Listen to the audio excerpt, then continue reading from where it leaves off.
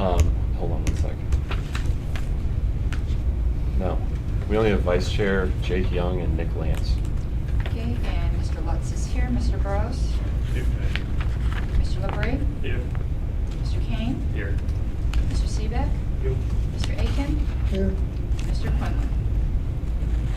Okay, Mr. Chair, the only one who is absent so far is Mr. Lillymont, and campaigns is vacant. Mike, if you see Mr. Lamont come on, would you notify us, please? Oh, Thank you. Here we have opportunity for public comment. Anybody that's here that's not a board member, if you'd like to speak, it's your turn. You have 2 minutes.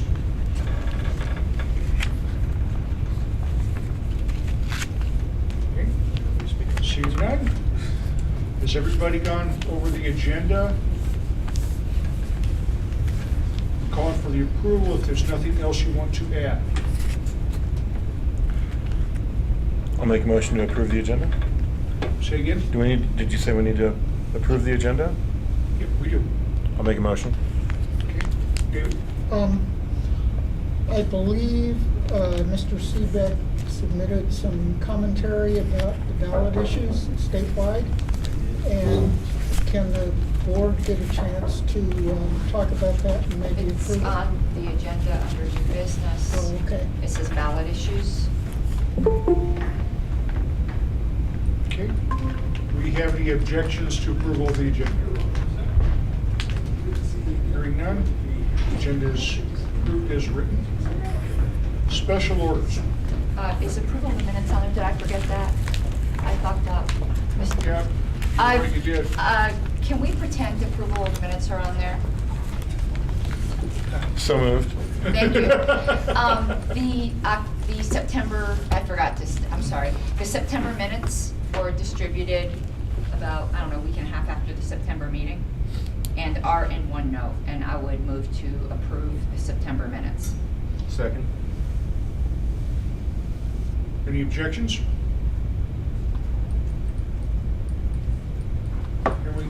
Hearing none, minutes are approved from last month. Okay, sorry about that. Don't forget about the pink elephant in this month's notes. I want to see if they're reading. Oh, you want me to start doing I that? want you to put a pink elephant to see if anybody's reading. Yeah, but then I'll forget to take it out. Special orders. This one's mine, guys. This has to do with board relationships. And I have to own a good portion of this myself. I've had some interaction with some board members that I have not been very kind and less than respectful. And I want to offer my apologies publicly to everybody. And I hope this puts us in an opportunity, if everybody will acknowledge that and then do the same, that we can move forward and reestablish a better working relationship. And all on my part, because I was guilty badly. So I hope that this puts us in a position to go forward. This is the opportunity to discuss this. If anybody would like to discuss this, go ahead and raise your hand and you'll be recognized. Mr. King? Yeah, just like don't like yell at people and stuff because it's just like counterproductive. Like call them up like it's very good and stuff. Just but accept your apology. Thanks for that. Anybody else? Kevin? I think in a world where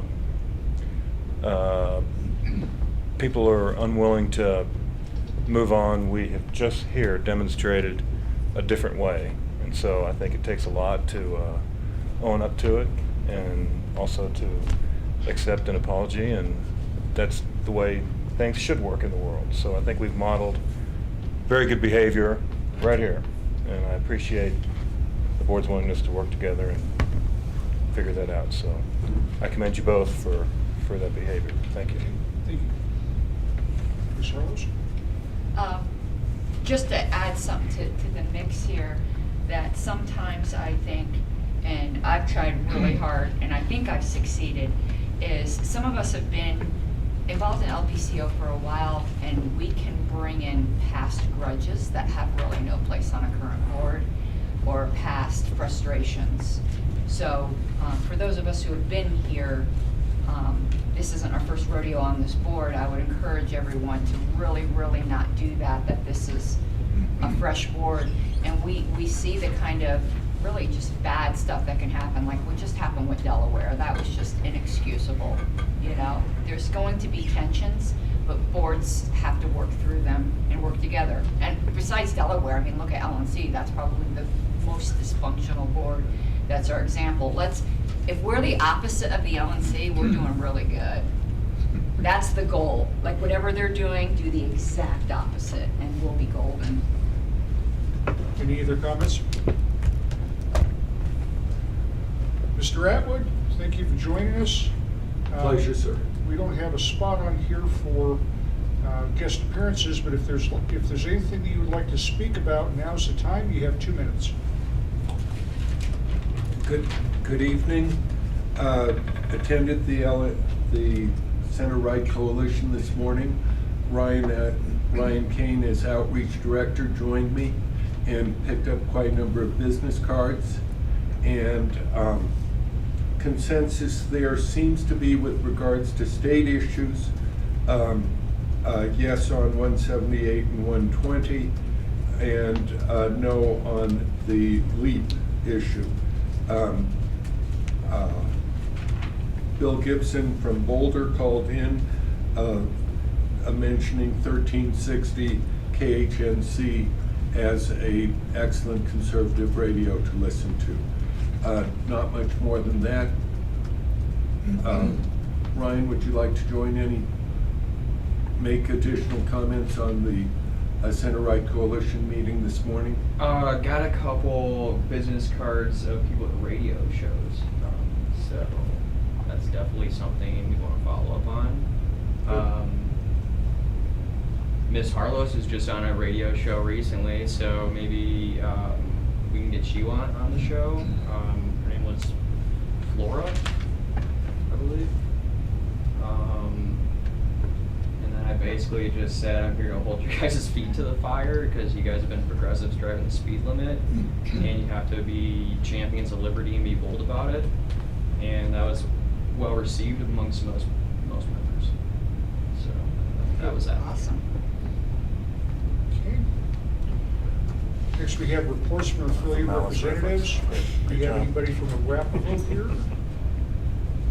Has Josh joined us yet, Mike? You just did.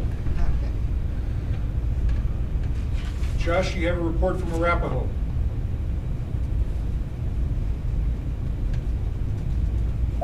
Yes.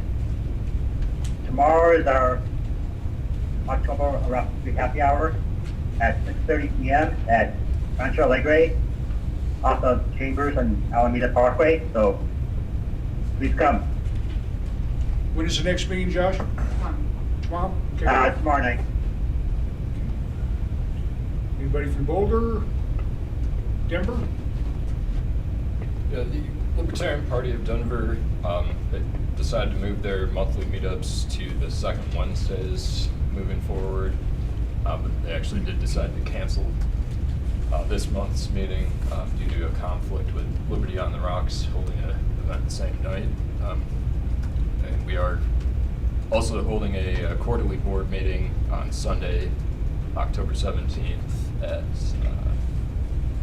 6:30.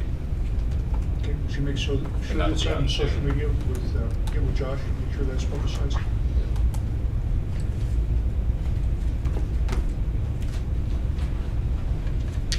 I think we have anybody from Douglas tonight. Mike, do we have anybody from Douglas online? I do not believe so. Okay.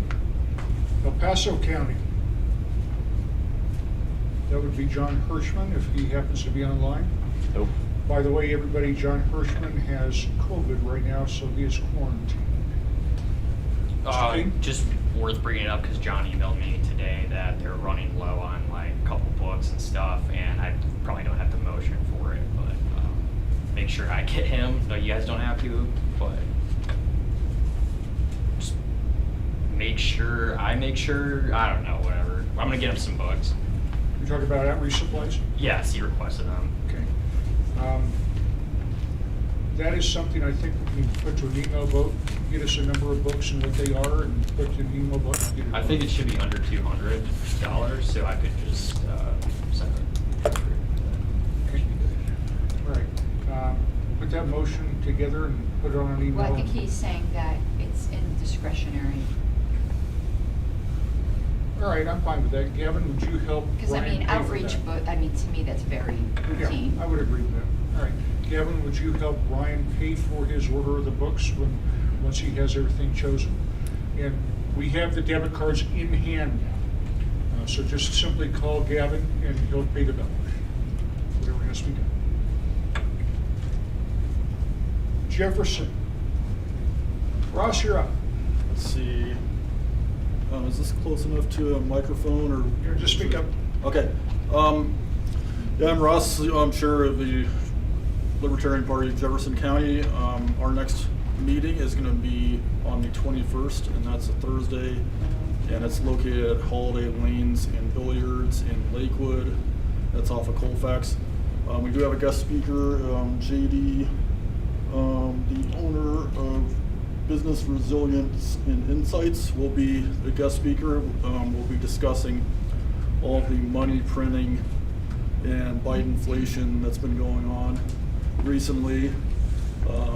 And basically it's tripled the inflation rate in the last year because of these idiotic spending policies, which we're already spending way too much before, and now it's even worse. So he's going to go over not all of them, but a good chunk of the problems that brings to society, and there's a lot.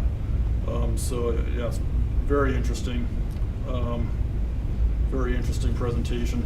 The other thing we're working on is getting a cooperative event, which will be a hiking event to a quarry that's located southwest of Denver.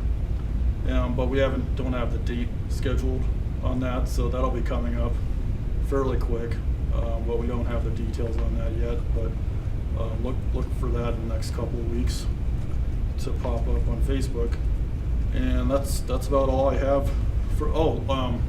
Forgot to cover last month's event. So we talked about the vaccine mandates and how that's gonna mess up a lot of things as far as employment, employers, and just production. We saw that with Southwest this last weekend, so that's what we talked about last month, and we learned quite a bit about how the process works, and we don't know all the details yet, but it's definitely a mess. Thank you, Mr. Klopp. Anybody here from Mesa? I don't think we will. They have their meeting tonight. Pueblo County. Anybody from Pueblo? Okay. Reports from the LNC representatives. That would be Ms. Harlows Well, in exile. in exile. And did Mr. Flores ever come online? Alex Flores? Yes, he is on here. Okay, so right after me. Yeah, just to make it clear that I'm not officially an LNC representative, I'm in limbo right now. The JC hearing is Sunday. I don't have a link yet, which just seems quite odd to me because it takes 2 seconds. Once you know the date and time, you should create a link. Whatever, yeah, we're waiting on the LNC to issue the link. Once I have it, it will be publicized. I would, when it's publicized, I would encourage everyone who can attend it to attend it. It's super important business, no matter which way you feel on the issue. And you'll learn something, even if you're not even terribly interested in the issue, but I hope it's very well attended so that members know what's going on, but I'll let you guys know when it is. I was just gonna say, make sure to drop that in the Discord. Oh yeah, I'll do that as well, and I've asked all kinds of people to email it out, because it's it's bad. So we'll see what happens with that. Thank you, Ms. Harlows. Oh, Kevin? Curious, the lady who took over chairman from Josh Bishop, JBH? from JBH, yes. Yeah, Where does she stand on all this? I haven't heard much from her. You want. Not on your issue in particular, but how do you feel about her potential for leadership? We're That says it under all. Never mind. rules here, I correct? appreciate your pause. I think Duly I noted. said more on my pause than I could say in words. Okay, We can talk when we're not being recorded. appreciate it. Thank you. Any questions of Ms. Harlos? Mr. Flores, are you with us? Yes, I'm here.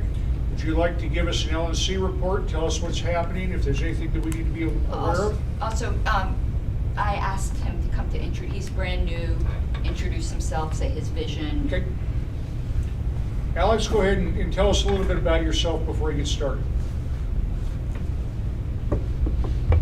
Sure, my name is Alex Flores. I'm from the state of Arizona. I currently also serve as the secretary for the Arizona State Party and the county chairman for the Navajo County Libertarian Party. I also do county development here in Arizona.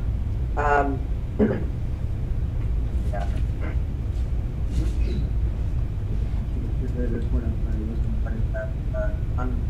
We do have the JP appeal this weekend. And I haven't received a link to it either, so we'll see what happens there. Alex, I'm going to ask you to speak up, please.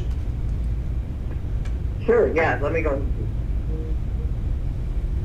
Okay, so basically on the LNC, I look forward to helping to represent Colorado. I know that there's been some issues with representation that have been gone before, and that our regional representatives haven't done the best job in representing the states and their voices. And I think that there's been a bit of a inverted power structure problem in the party. And I look forward to seeing that reversed and seeing the LNC get back to representing the party and doing the work of the state affiliate and helping to allocate resources the best way possible so that we can all serve the liberty. But if anybody has any questions, please feel free to reach out to me or here. Anybody has any questions of Alex, raise your hand. Well, yes, just said to reach out to him. I think it might be difficult to hear. And Any questions? Thank you, Mr. Flores. Thank you for coming. We appreciate it very much. Thanks for having me. Next, we have reports of the board. good. Just one moment. Sarlos? I guess I want LP Colorado's consent. We could have discussion. It has to do with Mr. Flores, but I would like to write him on behalf of LP Colorado, asking him as our regional representative to make sure, because this has been a consistent problem, and I know already it's happening now, to make sure that the LNC ceases its secret discussions that are supposed to be in view of the public. That was something I constantly rode them on, and I feel like right now nobody's doing, well, I know that right now nobody's doing that, and they are in fact having secret discussions they're not supposed to be having in secret. And I'd like our regional representatives to look out for the members of Colorado and make sure that everything that's in public is in public. So I'd like LP Colorado's consent for me to just write a nice email to Alex Flores. I mean, he's a great guy, asking him to please look out for the interest of the members of Colorado and hold the LNC accountable for conversations that need to be in public rather than in their secret list. I will assume a motion here. Do we have a second? Second. Any objection? No objection. Madam Secretary, go ahead and send it. If I may, I look forward to receiving your letter, but I would also just like to know that if there is any concerns on those things, I'm happy to address them. If somebody has a more specific concern that they wanted to ask me about, I could look through and see if there's anything on my list. But I wouldn't want to put myself in jeopardy or something like that of retribution or something along those lines. But I'm happy to help the Colorado board and put any concern with these. And well, Alex, there's two particular topics that I'm aware of that there's been some secret discussions on that really should be in the view of the public. One of them would be Delaware, because there's only two possibilities and both of them aren't good. Either the LNC's not discussing Delaware at all, or they're discussing it in secret, because there's no discussions on the public list, and those are the only two options. And I think the members of Colorado deserve to know which of those two is true. Is the LNC just not discussing Delaware, or are they discussing it in secret? There's no potential legal implications for the National Party that they have any justification for discussing Delaware in secret. Number two, I know for a fact they've been discussing my appeal. They accused me in public. All of these discussions need to be in public. I know they've been discussing it in secret, and it's completely, absolutely inappropriate. All of the party membership have a right to see what discussions they are having about removing their duly elected national secretary. And I ask you, as our representative, to hold them accountable. Those two subjects, and I really would like the answer on Delaware, are they not discussing it? Because I'll send you the formal request, because even things that are in executive session, members get to know the topic. So if there are secret discussions going on about Delaware, you should be able to at least say, yeah, they're discussing it in secret, without revealing the contents of it, because you can't do that unilaterally. You would get in trouble. But right now, members are going, is the LNC just not talking about this? And I don't think that's possible. If it is, I think that's worse than discussing it in secret. So I'll send you the formal request, and you could talk it over with Mr. Lucchini and see. With that, I do, looking onto my email list here, I do see a discussion that is titled Delaware, the Congress internal list. And it looks like most of the discussion that I see is a discussion about whether or not it belongs on the internal list. I can't and hear. So I will just, It's all Most It's on of his the end. discussion is whether or not they should make it internal or external. Well, I'll send formal requests, and he can write me back and let me know. Thank you, Mr. Sure, Flores. yeah, and I will be sure to express on there that states have expressed a strong objection to this discussion happening on the internal list. John Hergersman. Yeah. How do you say- John is with he's- us? He's just joined, yeah. Thank you, Alex. John, thanks for coming. I hope you're feeling well enough to give us a report from El Paso.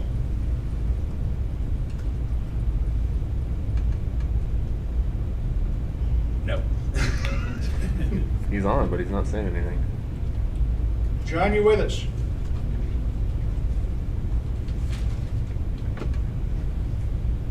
Okay.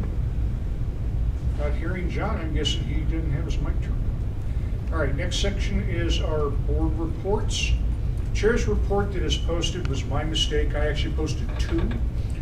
This was the first one that I put up in error, so I do have several items to put on here. I have formed, it's on here, but I have formed a issues committee against the 4 ballot initiatives for tax increases in Castleton. Been pretty successful, raised $1,000, almost $1,000 for it already, so I'll be ordering signs tomorrow. Already have 2 radio stations committed to interviews. So we're gonna be stirring the pot in Castle Rock. It's not been a good thing. Next thing is, I was lucky enough to come across a couple of young men that want to start Larimer and Weld County development groups. And Kyle and I met with them on Saturday, I believe it was. And they are on fire. They're ready to rock and roll. So Weld and Larimer will be up and running very shortly. I know Kyle's working on Adams diligently as well. So we have some movement happening up on the northern end of Colorado, which I think is ripe for the taking. There's a lot of libertarians up north. And I think this is going to be a really good thing. I'm going to encourage everybody to give any support they can to both the Larimer and Weld groups until they get their feet on the fire. Show up to their meetings and give them all the support you can. And bring people. Okay, Do we, what were the names that are getting the development groups? Bucky Dillon and Kevin LaRusso. LaRusso, that's it, thank you. Are they on the Discord server? I don't know, Okay. I don't think, I've never seen them. they are. We should get them in there, cause there's like, 10, 12 other people in I this. think I sent a link to one of them at that meeting to get in there, so I'm not sure if he's done that. Would you follow up on that, Tom? Mr. Ecken? Are they forming separate groups or a combined group? Separate groups. Okay. I'd like to get some contact information for the website. Okay, all right. Kyle, would you get that information to Mr. Ecken, please? Can I also just add that Bucky's, I'd consider him a friend. I think Ms. Harless knows him. He's got his own radio show up there, so he's got quite a platform, and I think that's a very exciting opportunity for us. It is. And so does Kevin. He has a radio show there too. Oh, is that right? I believe he does, doesn't he, Kevin? Yeah. Kevin has a show too, yeah. I believe so. Yeah, Oh, fantastic. Both at 1360.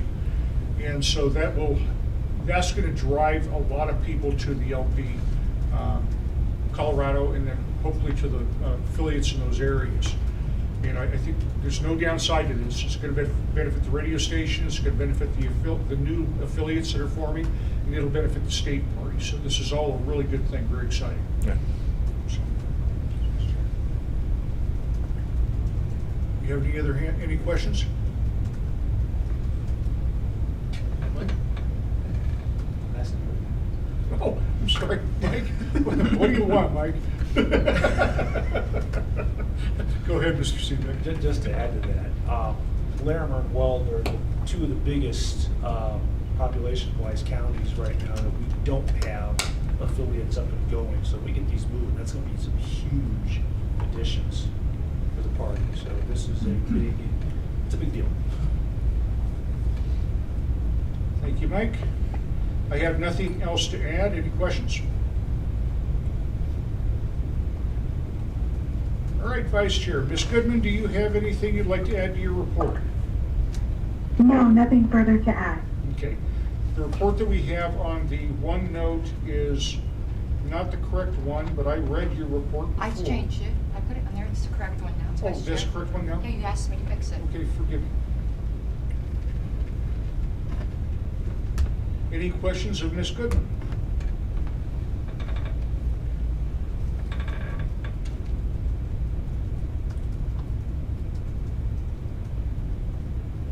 All right. Treasurer, Gavin, it's your turn.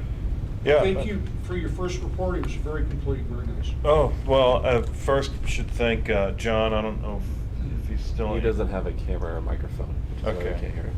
Well, I hope he can hear me, and if not, then I hope the minutes reflect how much I appreciate his work during this transition. He's been very accessible, very willing to help me out. I'm gonna take one of these and pass it around. I added a report just this afternoon as I'm getting up to speed.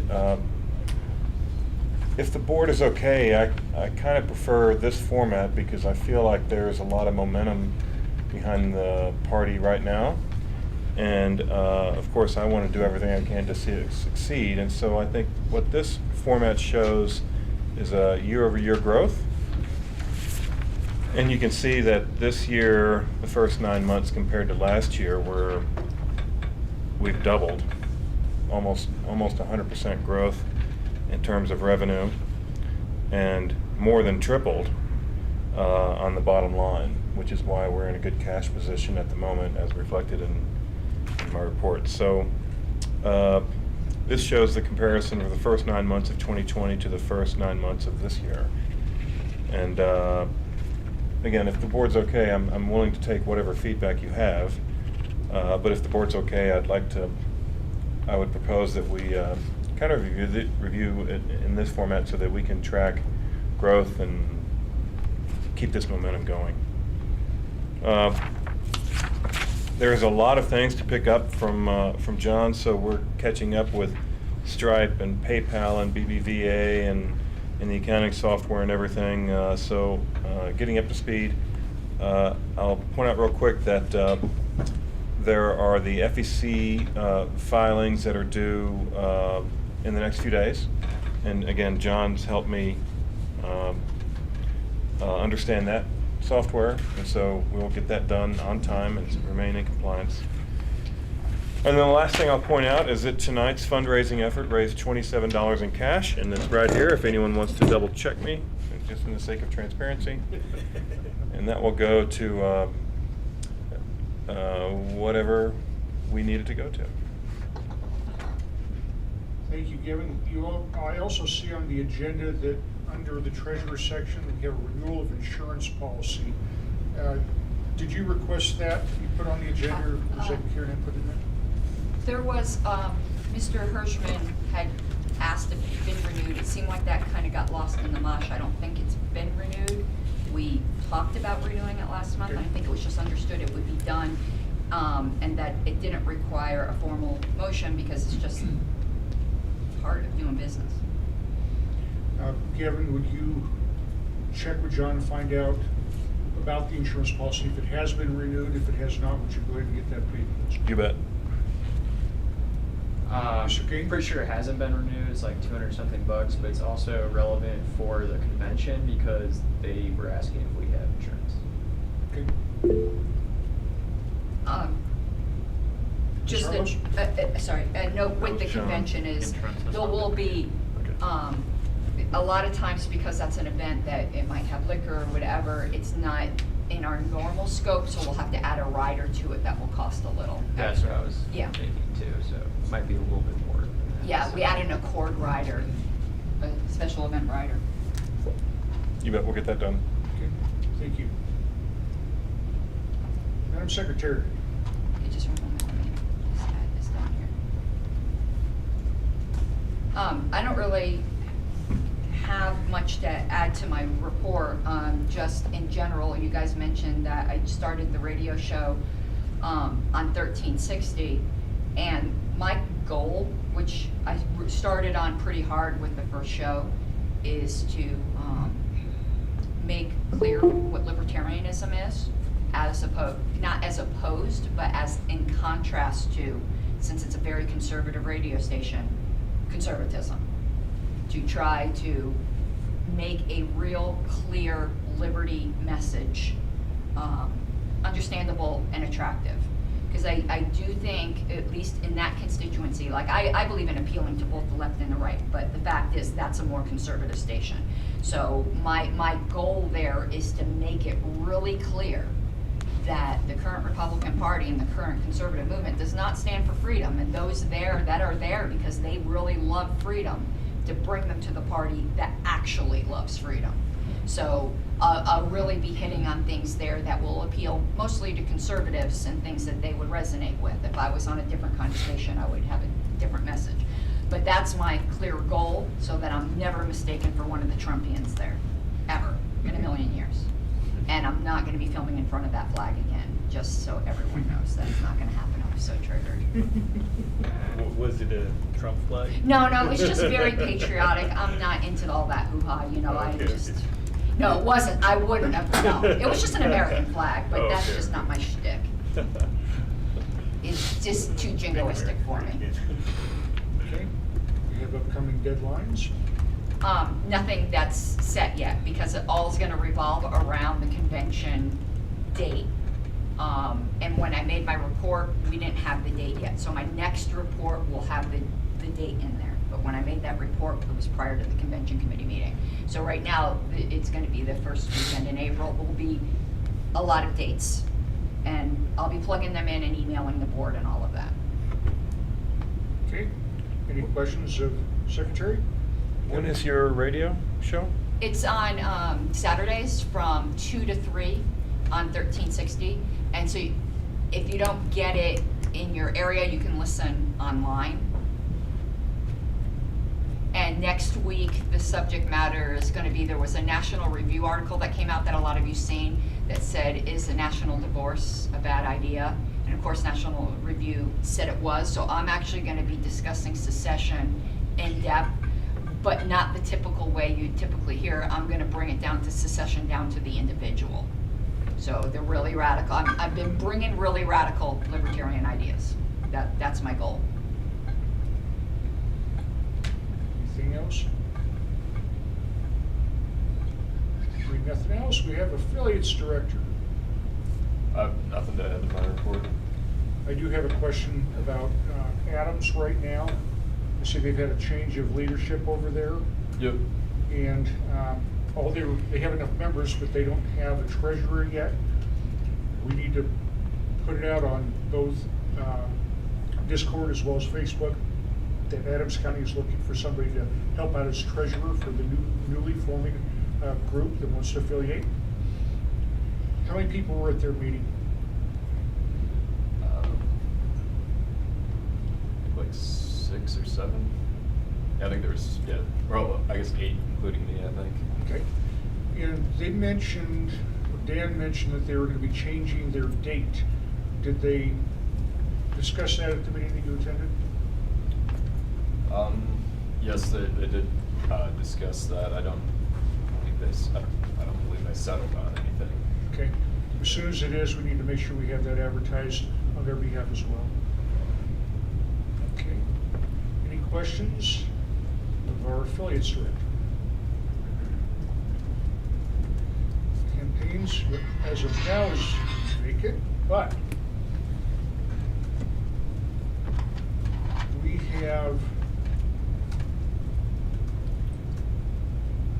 we have 2 candidates for our campaigns position.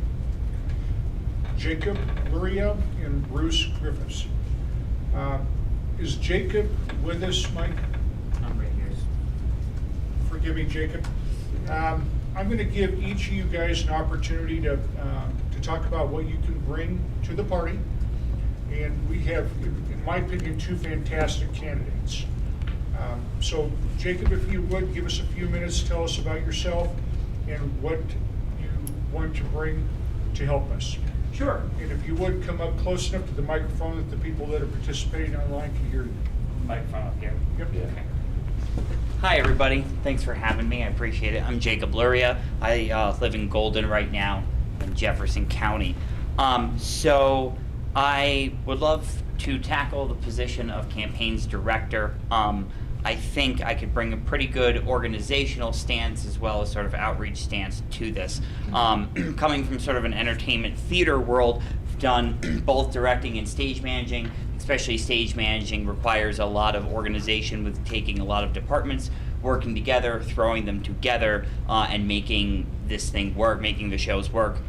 Especially once directors leave, designers leave, it's the stage manager's job to keep that together. I've spent the last couple months working with a little bit with both Robert Hamilton and Brian Piotr. Brian up in Broomfield, Robert in Aurora, doing a little bit of door knocking with them, handing out some door flyers, things like that, talking to some people. So just some sort of quick statistics for our state here.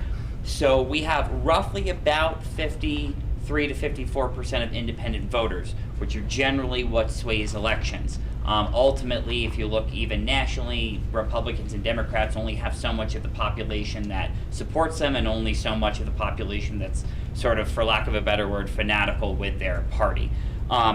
In Colorado, we have 64 counties, 35 Senate seats, and 65 House members.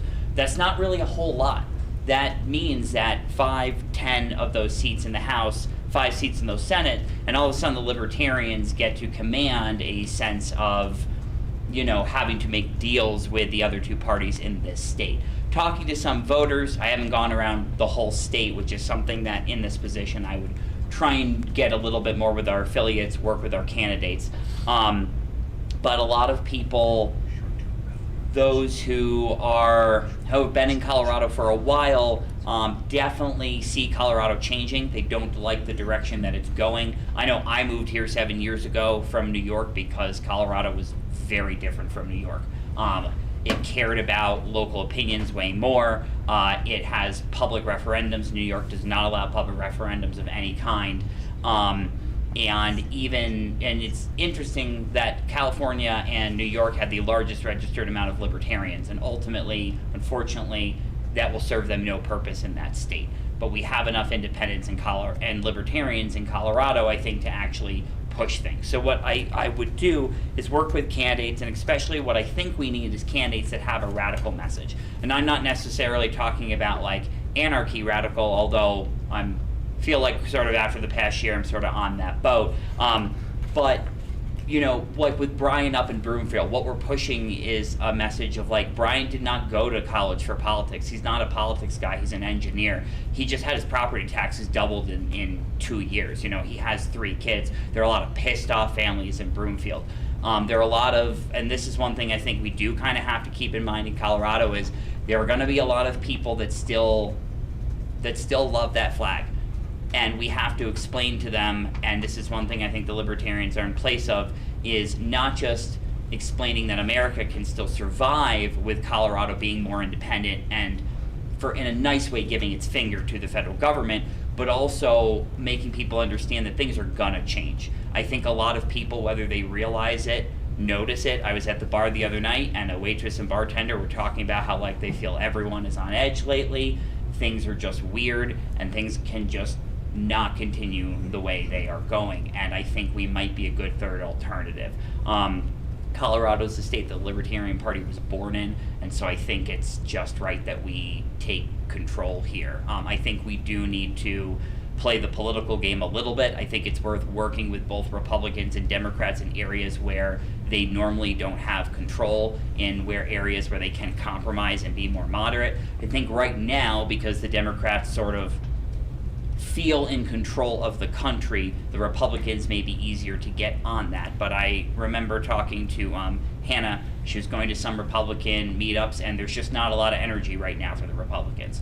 So I think one thing I would do is, with our slate of candidates in 2022, is I think whoever runs for governor, we need to have some kind of, we need to, one, push a unity message, right? We are here for radical freedom. And when I've been walking with our candidates and I tell people like our radical message is freedom, most people's attitude is that doesn't really sound that radical. You know, most people really, especially in smaller towns, want to be left alone. We are far away from Washington, D.C. That is one thing I noticed when I moved to this state. When you were in New York, it is a corrupt political place, and it is close to Washington, and it eats up all of the discourse.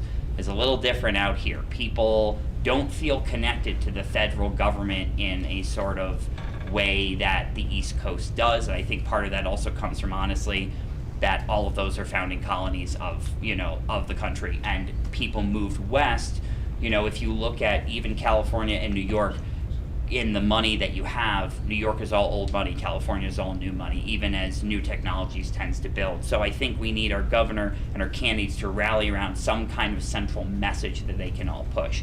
I think we need to do, campaign director needs to work with fundraising on raising money, not only for our candidates, but doing fundraisers that are interesting and are going to maybe bring in interested people who may not be libertarians or may not vote libertarian. Ultimately, we sort of have 2 goals, right? One is to bring more libertarians to the party, but 2 is to hook the independent voters, the independents who have voted Republican or Democrat for 20 years of their life but have never bothered to actually register with that party, which means their minds can always be changed.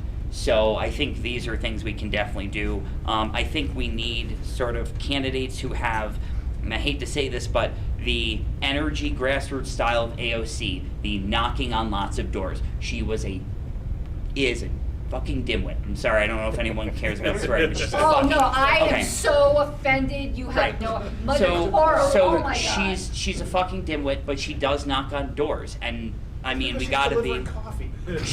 We gotta be honest. I mean, like, part of what everyone thought Joe Biden's appeal was is he does reckon to a time in a politics where a presidential candidate walked down the street, shook your hand, and called you a good American, and then you were like, "I'll vote." And we don't have to concentrate on a national level. I think as a campaign director, and in Colorado, we need to focus on this state and do what we need to for national, but work on gaining a little bit of control where we can. I think we need to work on school board races, local races, sheriff's races, anything we do to completely take over counties. And I think what you will see is that when we have successful school board candidates who start protecting parents' rights and caring about what their kids are going on, or more importantly, people who send their kids to public school who don't want to have to give a shit about what's going on in the school because they can trust the administrators to not indoctrinate their kids in a bunch of hibbly-jibbly bullshit. And so I think, and then when those people come out on parents' nights and say, hey, I don't know if you've heard about this candidate, Brian, who's running, he's a liberty-minded person, he supports you, he supports what we're doing here in the school board, those parents are going to go out and vote for Brian because we are getting on board with the messages I think that ultimately people want. I would say for what I don't know in terms of this job, I think I can learn pretty quickly. I don't think I will necessarily have a problem with outreach. I've worked with a lot of theaters, and it's a big part of what I've done is trying to draw people in to come to the theater. And one struggle I think we have here, which is very similar to the theater world, is getting younger people involved. The difference is with the theater is that young people just don't give a shit. Unfortunately, in politics, young people just care about other parties. But there are younger people who I think can be drawn over to our party with compromises on things like everything from guns to police reform. And I think that is one thing on top of what our candidates are doing. I think we need to do our best to work with as many businesses as we can. I think we need to push, the ideas that all of these mandates have been bullshit, and it may not be our governor pushing this stuff, but there are other people pushing this stuff, and we are fighting that. I think we need to have candidates that are unabashedly on issues, like when it comes to the Second Amendment, not just I am pro 2A, but our governor, and this is just my personal opinion, so you can take it or leave it, but a governor candidate that says, not only am I a 2A supporter, but I like what they did in Missouri. We're going to pass a law that tells the federal government they can go fuck themselves. We're not going to listen to any of their laws, and we don't recognize federal gun laws in Colorado, because what works in Colorado doesn't work anywhere else. And I would argue in terms of this that we might as well try that because we're not getting anywhere anyways. And that's not to, as a relatively new person to getting involved in the party, I'm not trying to crap on the people who have built this party for 50 years, because the fact that we are on a ballot in every state was a feat and a half enough to reach.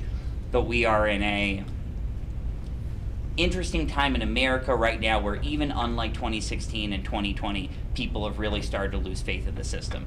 We had two unpopular candidates, even in 2020, wildly unpopular, but people weren't talking about seceding or national divorce or anything like that. That is happening right now, and we are the only party that has ever talked about or on board or can fathom, I think, anything like that. And I think we need to prepare Colorado and can prepare Colorado for whatever the future is ultimately going to hold. And I think we can move a lot of different candidates that have can encompass a lot of different issues based on, where they are in the state. And so I figure I'll work with local affiliates to make sure that our candidates are running, the issues that I think would definitely get votes. And along with the sort of AOC style activism is a Thomas Massey smart person, a person who's going to knock on the door and in layman terms,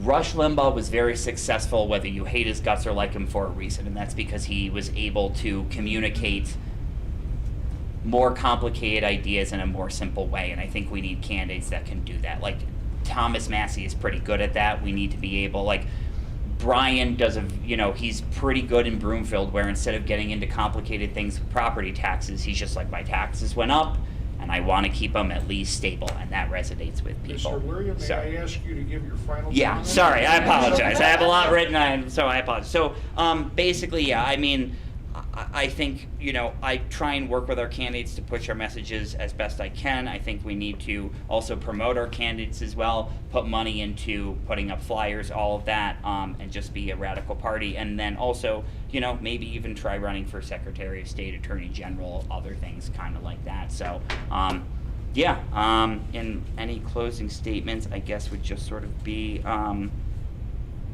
I didn't actually prepare a closing statement. I just prepared a bunch of points, so I apologize. But thank you for this opportunity, so I appreciate it. Any questions of Jacob right now? Yeah, that might be better. Mr. Atkin? How much time can you commit to this?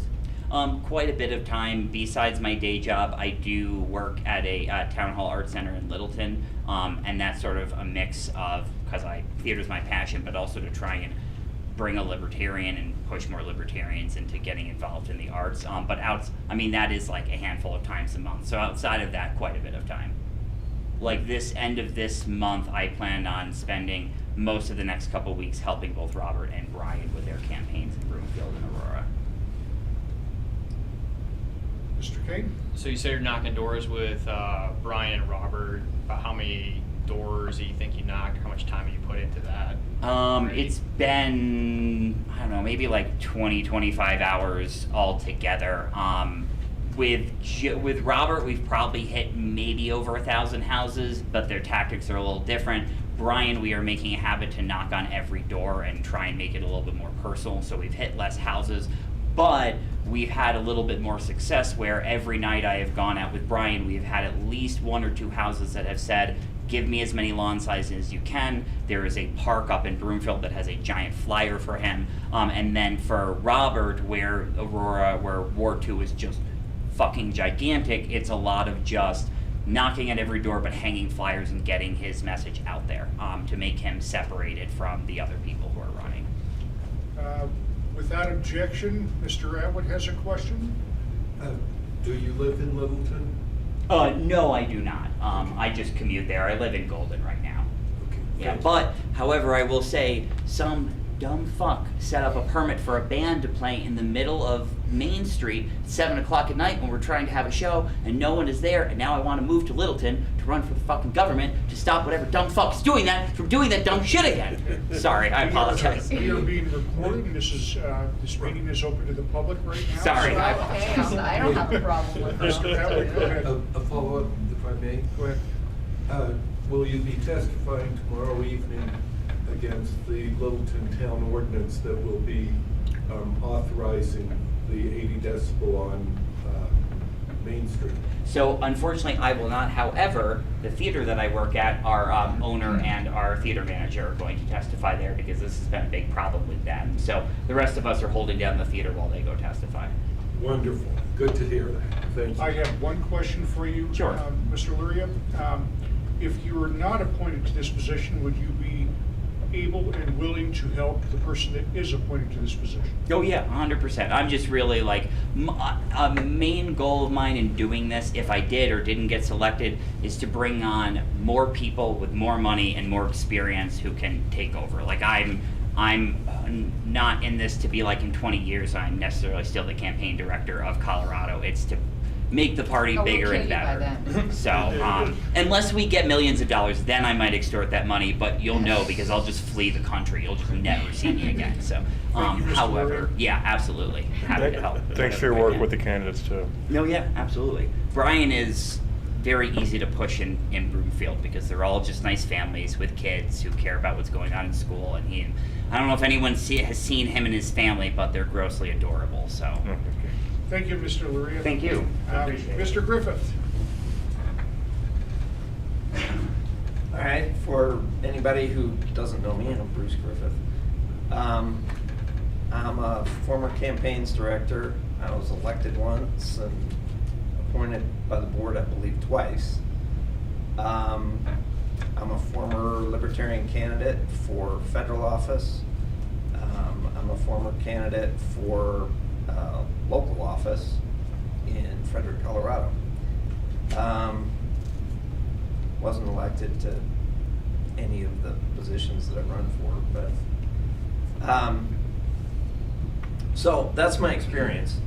The reason that I ran for campaigns director the first time was because I wanted to help get the Libertarian Party of Colorado to the point where we're getting a process going, where we're getting the right people nominated into positions, getting them to accept, getting all the paperwork filed correctly. That's the process part of campaigns director. And so we've got an election year coming up, 2022. We've got a convention coming up where that's going to be important. And that's the key thing, I think, that's going to be going on in the next 6 months through the end of this appointment. The point is that in past years we've had some mistakes in getting our candidates onto the ballot the way that we would have liked to.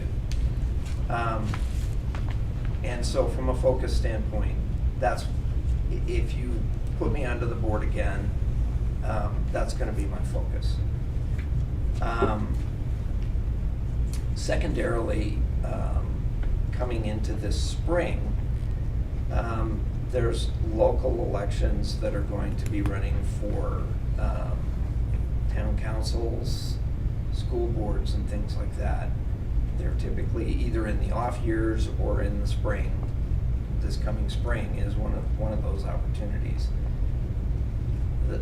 One of the key things that we don't have as libertarians going into the election season is credibility, and credibility meaning a whole lot of candidates who can get onto the ballot for state positions,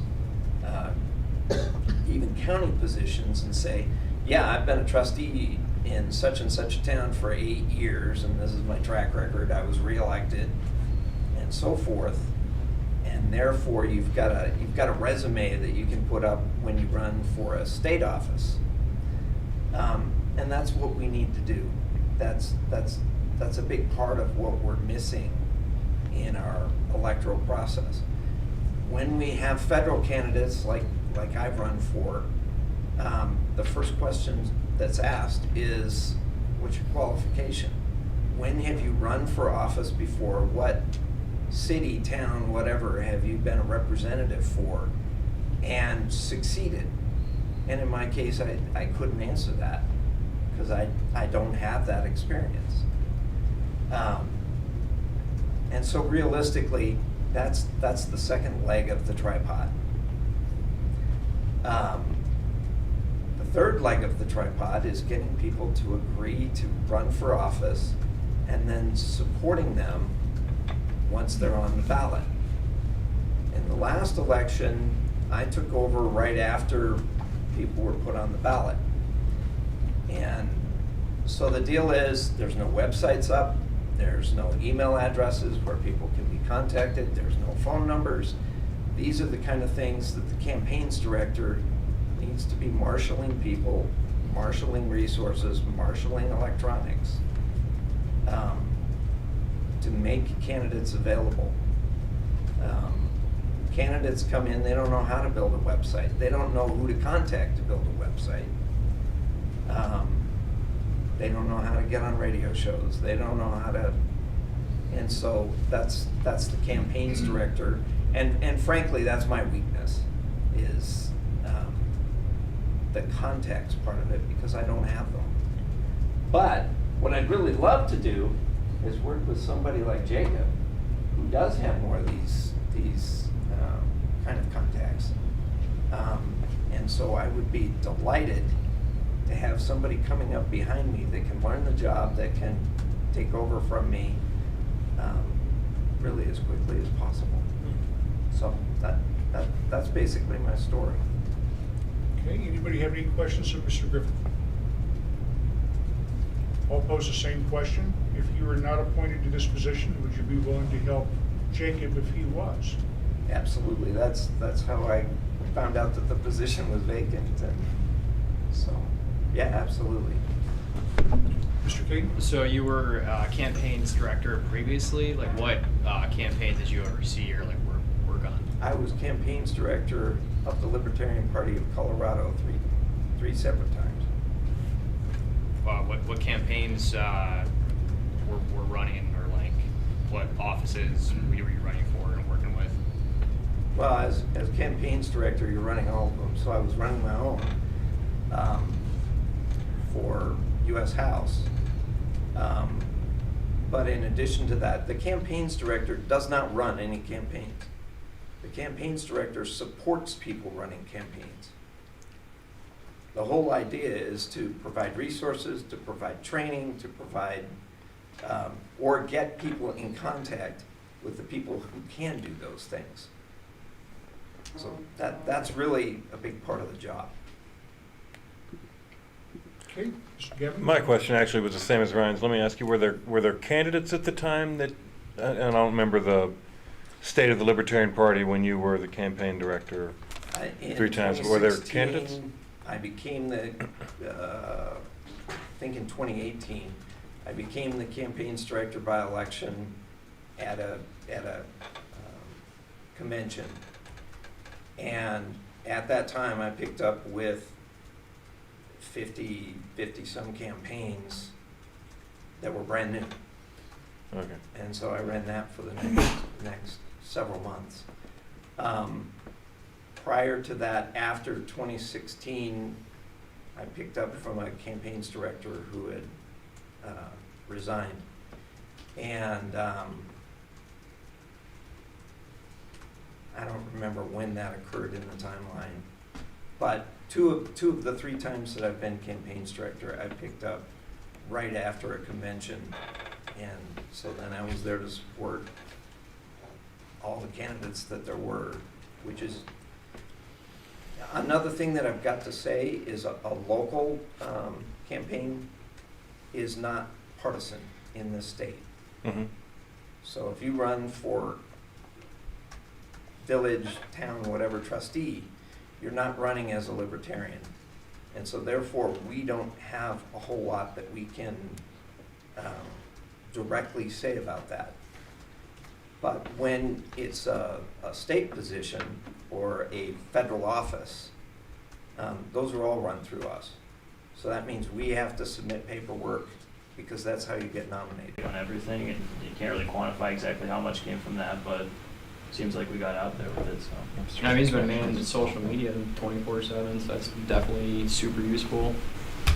Yeah, but everyone needs to know what was that for? The paintball. Okay, that's, Okay, so that's 100 and Do we need to vet these? What if I were to recommend someone unacceptable? Okay, if you are Don't do that. if you are a recognized affiliate, what you say goes. Okay. Best to run by your board. Yeah, Lammer doesn't have an affiliate. If you so- are not a recognized, if you are not a recognized affiliate, you need to send them to Wayne, and he will vet them. We also, another related one would be if there's more freedom-oriented people running for school board, but they probably happen to be most likely conservatives. You know, we still say, hey, this person's an anti. No? What? no, we cannot ever endorse or support in any way, as in our official capacities, Okay. people from other parties. What you do clearly outside an official capacity, that gets really weird, though. I would suggest that nobody here do that. But as a party, we cannot. In the unaffiliated races, it's a little more confusing because they're not, you know, saying, hey, I'm a... It doesn't matter, they're a member of we cannot endorse people who Okay. are members of parties other than the Libertarian Party. Gotcha. I could look with the bylaws thing is more clearly if you'd like, because I No, know there's I something there understand. about that, yeah. I just wanted to double check on that. 'Cause Yeah. Mr. King? Interesting. So I brought that up because I was curious about New Hampshire and their situation, and I was told we can definitely not endorse any opposing political party, but we can send out great scores based on issues. I'm going to look up we had a huge thing on this at convention. So I'm going to, because I know you just love the bylaws, that's your favorite thing, right? I mean, if we're not running a libertarian You need race to- and they're 100% with us on all of our policy objectives, like we can't say like, hey, they're good on, you know, these issues. I'm looking it up right now. Seems pretty, like, I don't know, it seems like a good idea. As a state party, we can't. She's going to read it to you. The party, its affiliates, and its elected directors in their official capacities, either individually or as a group, shall endorse only Libertarian Party nominees for election to partisan public office. So in nonpartisan races, you have more freedom, Okay. Because they're not party. because they're nonpartisan. So on the school board, if we know someone's good for not being for mask mandates or whatever, maybe, you know, or would oppose the public health department and requiring like 5-year-olds to get vaccines, we can say, yeah, this guy or girls Yeah, who those are issues, and you take a position on issues, it's just not candidates that have a different. And partisan preference. races. Yeah. yeah. The premise behind that is that when you have a nonpartisan race, you may have somebody who may not necessarily be a party member, but is party sympathetic to our positions. And it gives a little leeway to work with them to help things move in the right direction. Yeah. Okay. Yeah, I'm glad I read it, so it was just for partisan races. It could be a good way to actually get some people It's a way to pollinate. to come over our way. Okay, Who are our is candidates? this from the? Mr. LeBrie? In the same vein of the legislative, I put up a ballot guide channel on the Discord, so like people are talking about ballots and like discussing stuff in there. So just the idea like crowdfund more ballot guides out of that. I mean, that's Just letting everybody Yeah, know there's a if they didn't channel see for that. the ballot guides, and we had Brandon Ward chime in, and he's just great with legislative stuff. And then also David, who's like a tax guy, chimed in also in there, and they have recommendations along with Mr. Seebeck's in there. So we could potentially just dump all that in the Discord and as like a rough It'd be nice to draft. produce something that was everything that we have for, the statewide and then whatever local ones we have and put it out. We've done that in the past, but it's been a long time. Yeah, I'm trying to like pin and just organize like the official stuff that people are writing, not just like discussion. So like when it's all said and done, we should be able to drop something, whenever Yeah. we get around. So to that. like if we're gonna do this email thing, like just please CC me and I can put it in there also if you just don't even feel like navigating Discord or whatever. What about public facing on the website, 2020, Yeah, that's what I'm saying. We would 2021 ballot. compile all of this into Yeah. like 2021 the ballot LPCO position? guide. We used to do that Yeah. into something Yeah, that it's somebody been- it's can been- download. It's been 3 years since that's been done, 3 or 4 years.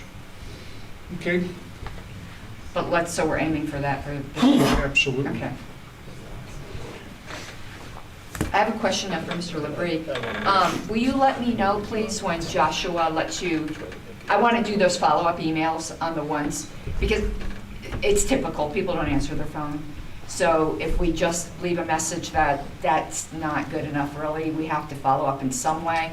So I understand it can be difficult for Joshua because he's blind. So if he wants to make calls, as long as I know which ones he left messages, I'll do the follow-up emails. I just need to know.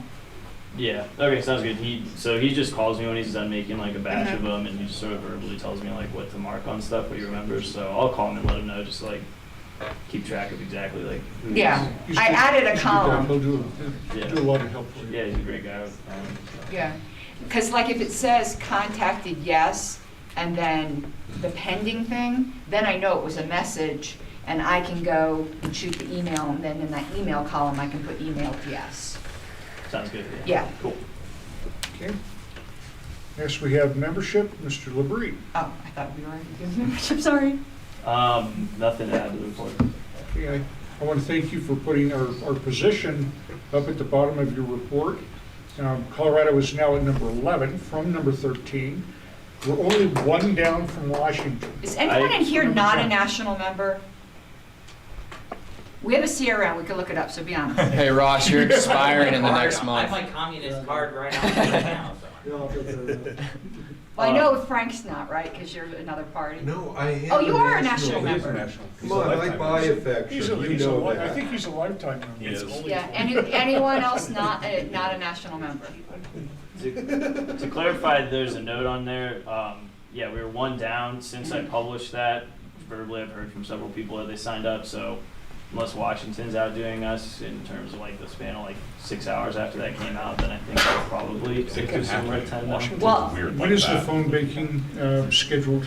well, they're kind of doing it off the sheet. Yeah, I'm not doing a specific event. I'm just passing out the sheet to people so they can just do it on their That's phone. what's great about the Discord, because everything's real time. So And you're I've the been right- calling, Yeah. but I have a All we need question. is 25 to be 8. But that's assuming the other states stand still, which they're not. But another thing, though, I'm going to do is I'm going to write maybe about the 18th or the 20th, I'm gonna write Robert Kraus and go, who's dropped out? Like, cause members are expiring also this whole month. We, so I just got the whole data dump from him, and then I've got Funk right now working on figuring out who's gonna expire soon. Okay, yeah. So we're already on that. Okay, perfect. So, Yeah. so we catch them, even the ones that are expiring in Yeah. October. So yeah, I think we're up to par there. Okay, and I'll keep calling on the list, you know, as I can. Sound good? Okay. Any questions of Mr. LeBrie? Hearing none. Next, we have the outreach report. Mr. Kane. I don't think there's really anything to add there, because there's other stuff later on the agenda. Okay. So you want any questions or anything? We now have the debit cards in our possession. Yes. So Yeah, let's that get was a those- big thing. Yeah, let's get those signs ordered and those toolboxes ordered. And Social media ads and then. Gavin, if you would get together with Ryan, he has some things that are on his agenda, and you'll have to pay the bill. So, and they've already been passed through the board. Any questions of Mr. Kane? All right, hearing none.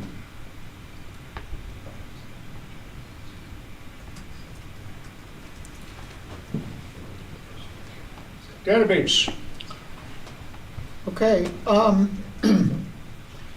I'd like to reemphasize that the CRM is going to be down on October 18th for about an hour, starting at 9 p.m.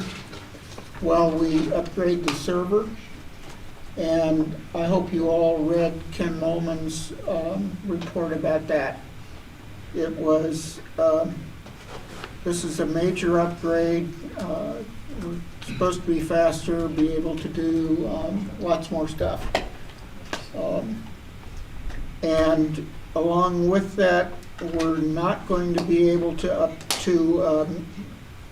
do maintenance on any WordPress stuff between Wednesday and the 18th. So we won't be able to post events or news items, things like that.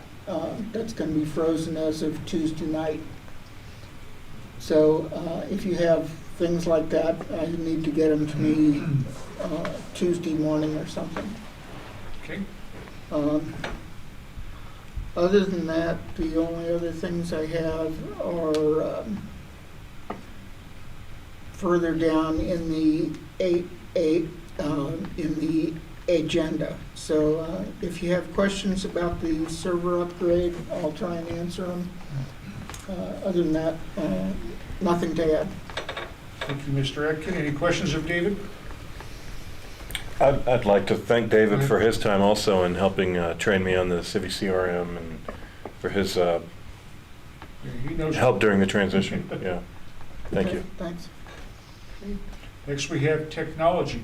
Mr. Quinlan, I want to thank you for all the time that you've given us. I know this is the last night you're going to be with us here. Clayton's going to be taking over for the next 2 months.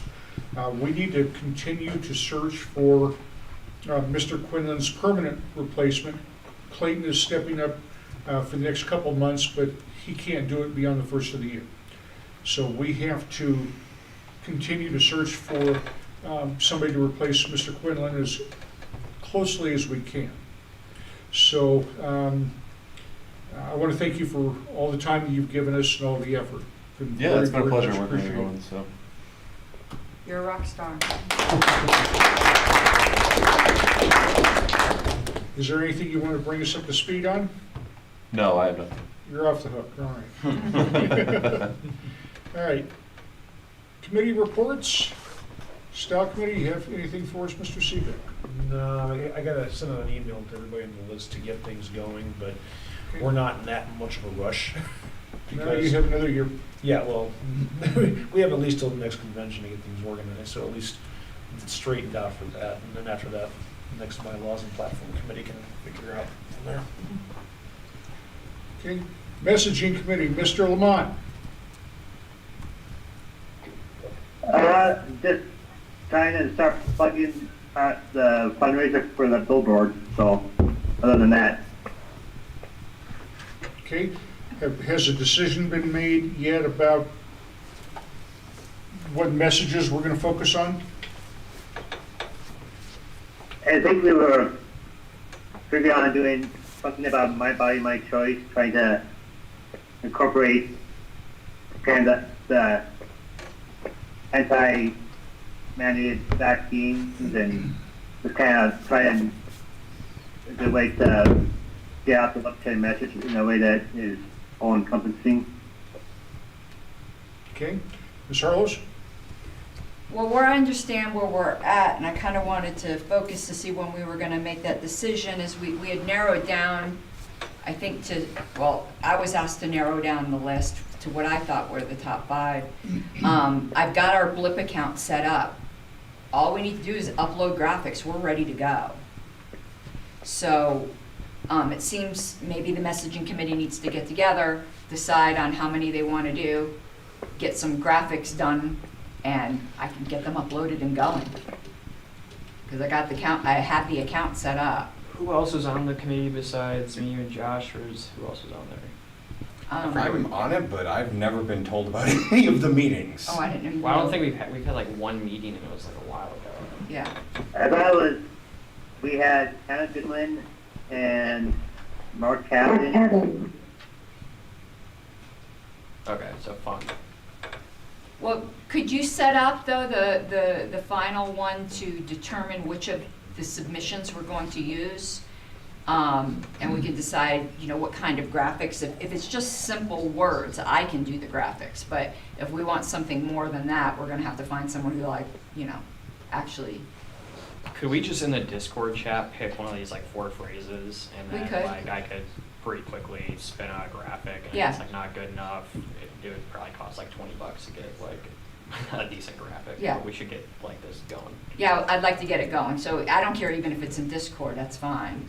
Mr. Lamont, would you get that final meeting scheduled quickly and make sure that Mr. Lutz is included on your invite? I will, yes. Yep. Maybe we should even make it public so that people can be part of it. If it's in Discord, everyone can see it. They can see it and comment it. Okay, next we have Policy Committee Subcommittee. That hadn't been started yet, has it? No. Next we have Convention Committee. All right, we do have some good updates. First thing I do have to apologize though. My plan was to have the date, location, and everything solidified by this meeting. But an opportunity presented itself, a rather rare opportunity, because our committee members have been kicking ass and actually went out and found a really interesting location owned by a Libertarian that may fit all of our purposes. We're trying to get some on-site visits this week, and then once we get some eyes on site, we'll be either getting another Zoom meeting or an email vote together, and then we'll notify the board via email before the next meeting of the date and location that we selected. Okay. And then beyond that, we are starting to lay the groundwork for some of the different positions that are going to be filled within the convention. So if you have an interest in helping out with any of those, please come to the next convention committee meeting. The information is on the websites, on the lpcolorado.org website. Do note, this Saturday, we are not having a meeting. Because we have kind of hit a point until we pick the location, we're spinning our wheels with everything else. So this Saturday, there is no meeting. But otherwise, our meetings are regularly on Saturday at 9 a.m. over Zoom.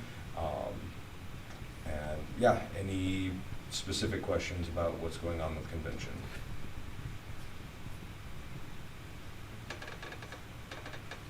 We have quite a few of the convention committee members here. Mr. Luria, Mr. Kane, Ms. Harlos. Out of our committee members, did I forget anything? Oh, I'll just throw in some extra detail. Her name is Lily. She reached out to us about, hey, you guys need some event space. I was going to go into that once we actually lock on the location. Okay. I don't want to sell one location over the other. We can talk about it, right? I am Well, if you do, I'm gonna take an equal amount of time and talk up the DoubleTree. The DoubleTree? Yeah, that's our alternate location. All right. Mr. Lala? Equal amount of time. She offered the convention space to us for free. They do barn weddings, so they can hold as many people as we need. So free space. And then the alternate location we have is the DoubleTree in Greeley, and it's a pretty standard setup to what we've had in past conventions. They've got all the catering, all that kind of stuff that prepackaged setup that we could hope for. Either way, we have never been this far out from convention and had two solid locations to look at like this. And then the Farm Fresh thing, do you want to talk, Sel, real quick, the potential of the cannabis gala? Oh yeah, we talked about doing a cannabis gala, and which would be pretty awesome. And we're gonna wait to hear back from Lily about this. But also, she said she's basically not gonna comply with mask mandates too, which is interesting. Or the minimum she'll do is like if the sheriff rolls up, we have to put her mask on or something like that. But out in Weld, or not, I think it's in Weld County, right? Kingsburg? Yeah. Kingsburg? Which is Weld County. So like the COVID thing is off the table with her like being an issue, and free location, cannabis gala. And the specific reason I wanted Mr. Kane to bring that up was that's something I think regardless of where we go, we want to try and do something to some degree. And with this first time we've tried anything like this, for at least since I've been around the LPCO, and would absolutely love feedback from all of the public on what they think, what they would want to see. Yeah, because I got really excited about that myself. I thought it was a brilliant idea. Yeah, everyone said it was really exciting. The idea is like instead of having your standard like 3-course meal, like you'd have like a nice catered dinner gala. Maybe pay a little bit more and have like smaller portions, and you have like a 5-course meal, and then along with the ticket, you have different like strains of weed you can try out. So you're basically having like a they do these things in California all the time, a sampling. I could interrupt one moment here. Mr. Lamont, we are still waiting for your vote for the campaign's director position. Your choices are Jacob Luria or Bruce Griffith. Or Noda. Or Noda, of course. Is this approval voting? Would you please email that to secretary@lpcolorado.org? I think he asked if this was approval voting. The answer is no. The answer is no. I didn't hear that. But in general, that's what we're looking at right now for convention. And we highly encourage, too, as many people to put their input in as possible through this process. Clayton, are you planning on attending convention? Well, because I'm going to ask you to be timekeeper. I'll just get right to it. What? Probably. Okay, I'll get with you outside of meeting. But your name already came up, just so you know. Is there a date? Clayton has some really excellent. It's going to depend on the location, but right now the date ranges that we're looking at is the last weekend in March or the first weekend in April, so that people can start getting an idea. Okay. Anything else, Mr. Lutz?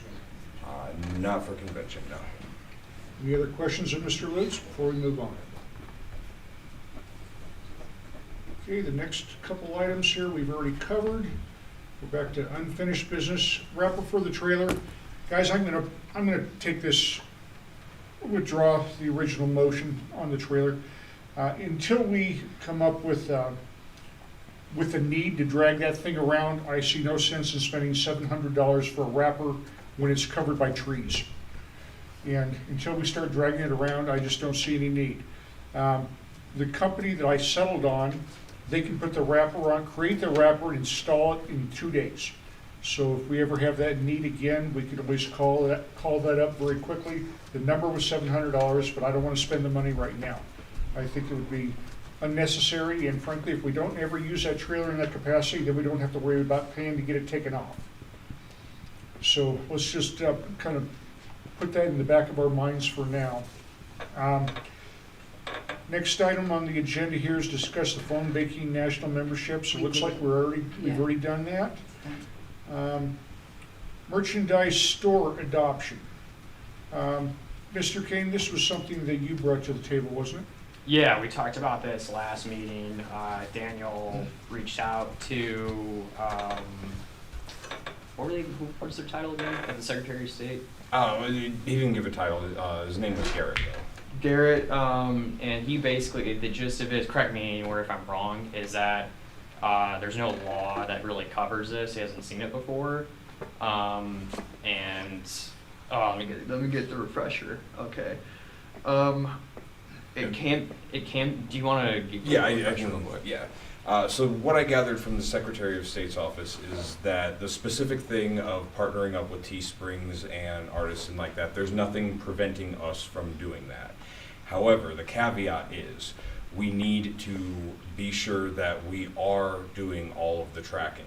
That means that one transaction, one person buying one shirt could amount to 4 transactions for the LPCO having to be recorded to make sure that the money is being tracked about who it's going to and who it is going to appropriately. Other factors that we need to consider as well is foreign agents and people who are not able to donate to us, and having an apparatus to identify that and either return or donate the money to a follow-on charity to keep us in compliance with the Secretary of State. So it's possible, but there's a lot of legwork that's going to have to go into the front load to make sure we do it right.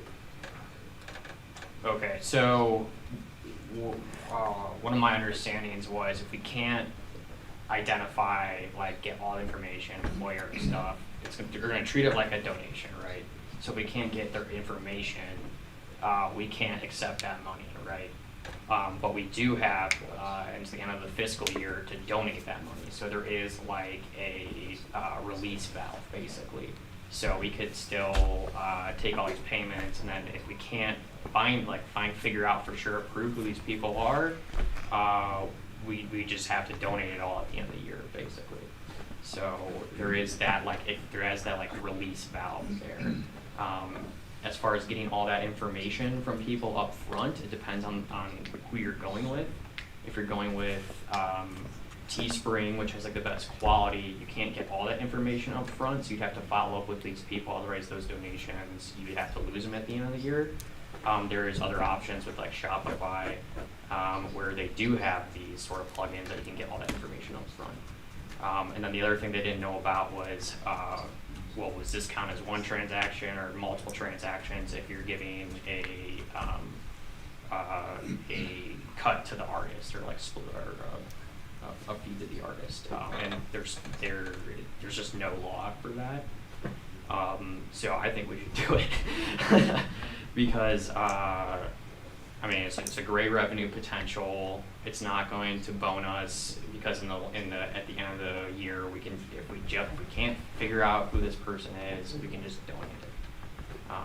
But I think we should do it. So I'm going to motion to adopt a merchandise store. Second. Any discussion? Ms. Harlow. It seems like most of the work would be on the treasurer. I'd like to hear the treasurer's feels. Feels? Yeah. Your feels on the situation. Well, I'm curious to know, I can see how the treasurer would be involved for sure. We have some online methods of accepting payments, and I'd hope that we'd be able to incorporate that. But besides that, this seems like a no-brainer fundraising opportunity, and I'll do whatever I need to do to make it work. If that's what we decide. This might be an opportunity, Gavin, for you to build your support team and bring somebody else into the fray that could do nothing but that. Sure. Under your guidance. Mm-hmm. But once again, the more that we can spread the work out, if nobody gets burdened with having to do the whole thing themselves, that's always a good thing.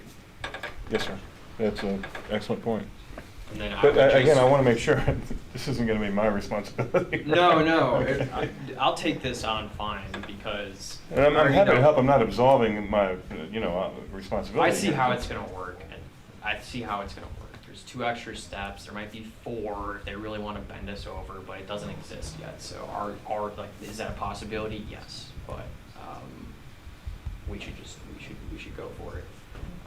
And I will establish a merge committee, and I'll get, A volunteer. oh my God, why is his name escaping me? Is there any type of? Are you talking about long- Top Lobster? No. Chad. Chad came in and he's done a bunch of these already. The guy who was here last time? Yeah, yeah. I'll get him on the merge committee and he'll be stoked, and then. Oh, he was very stoked. He was He's very stoked stoked. guy. Yeah, and he has an apparel company and he contracts with like designers and stuff. So there's already multiple designers and we can ask around also. But Is there a long-term commitment for this? No, Teespring's not So we long-term. can pull the plug on at any time if we determine that it's either too much work versus the amount of profit we're making? let's say like just worst case scenario, which is like we don't know who these people buying this stuff is. We could just say, all right, we're shutting it down and we're donating it. We can't verify. Right. Mr. LeBrie? I know a girl who does like the Shopify like custom plugin like programming or whatever. So like worst case, I can also talk to her and see if she knows how to make these plugins or knows someone who can make them or whatever. Let's use that as best case. Yeah. But That's then- not worst case, best case. I don't know. Either way, if we need custom plugins to collect donation information, I know someone who could at least consult. And I can do that. That'd be awesome. Okay. I would make one request, though, as committee forms and comes together. I trust Ryan's judgment here and, of course, whatever the board agrees to, but there is a legal responsibility for people who make commitments of an organization and should be signers on the bank account. So in other words, it would be not just irresponsible, but reckless to say, yes, we commit to $1.5 million worth of merchandise, and then the party's on the hook, but if that person's not a signer on the bank account, which It is a doesn't legal commit, it's responsibility, Well, here's on the thing, demand. it's that's not a real commitment. So, Yeah. It's again, a print-on-demand service, so you just send in your details. When people order it, then they put it right on the merchandise. So Yeah. you don't hold any merchandise. Yeah, there's no holding and there's at no all. investment.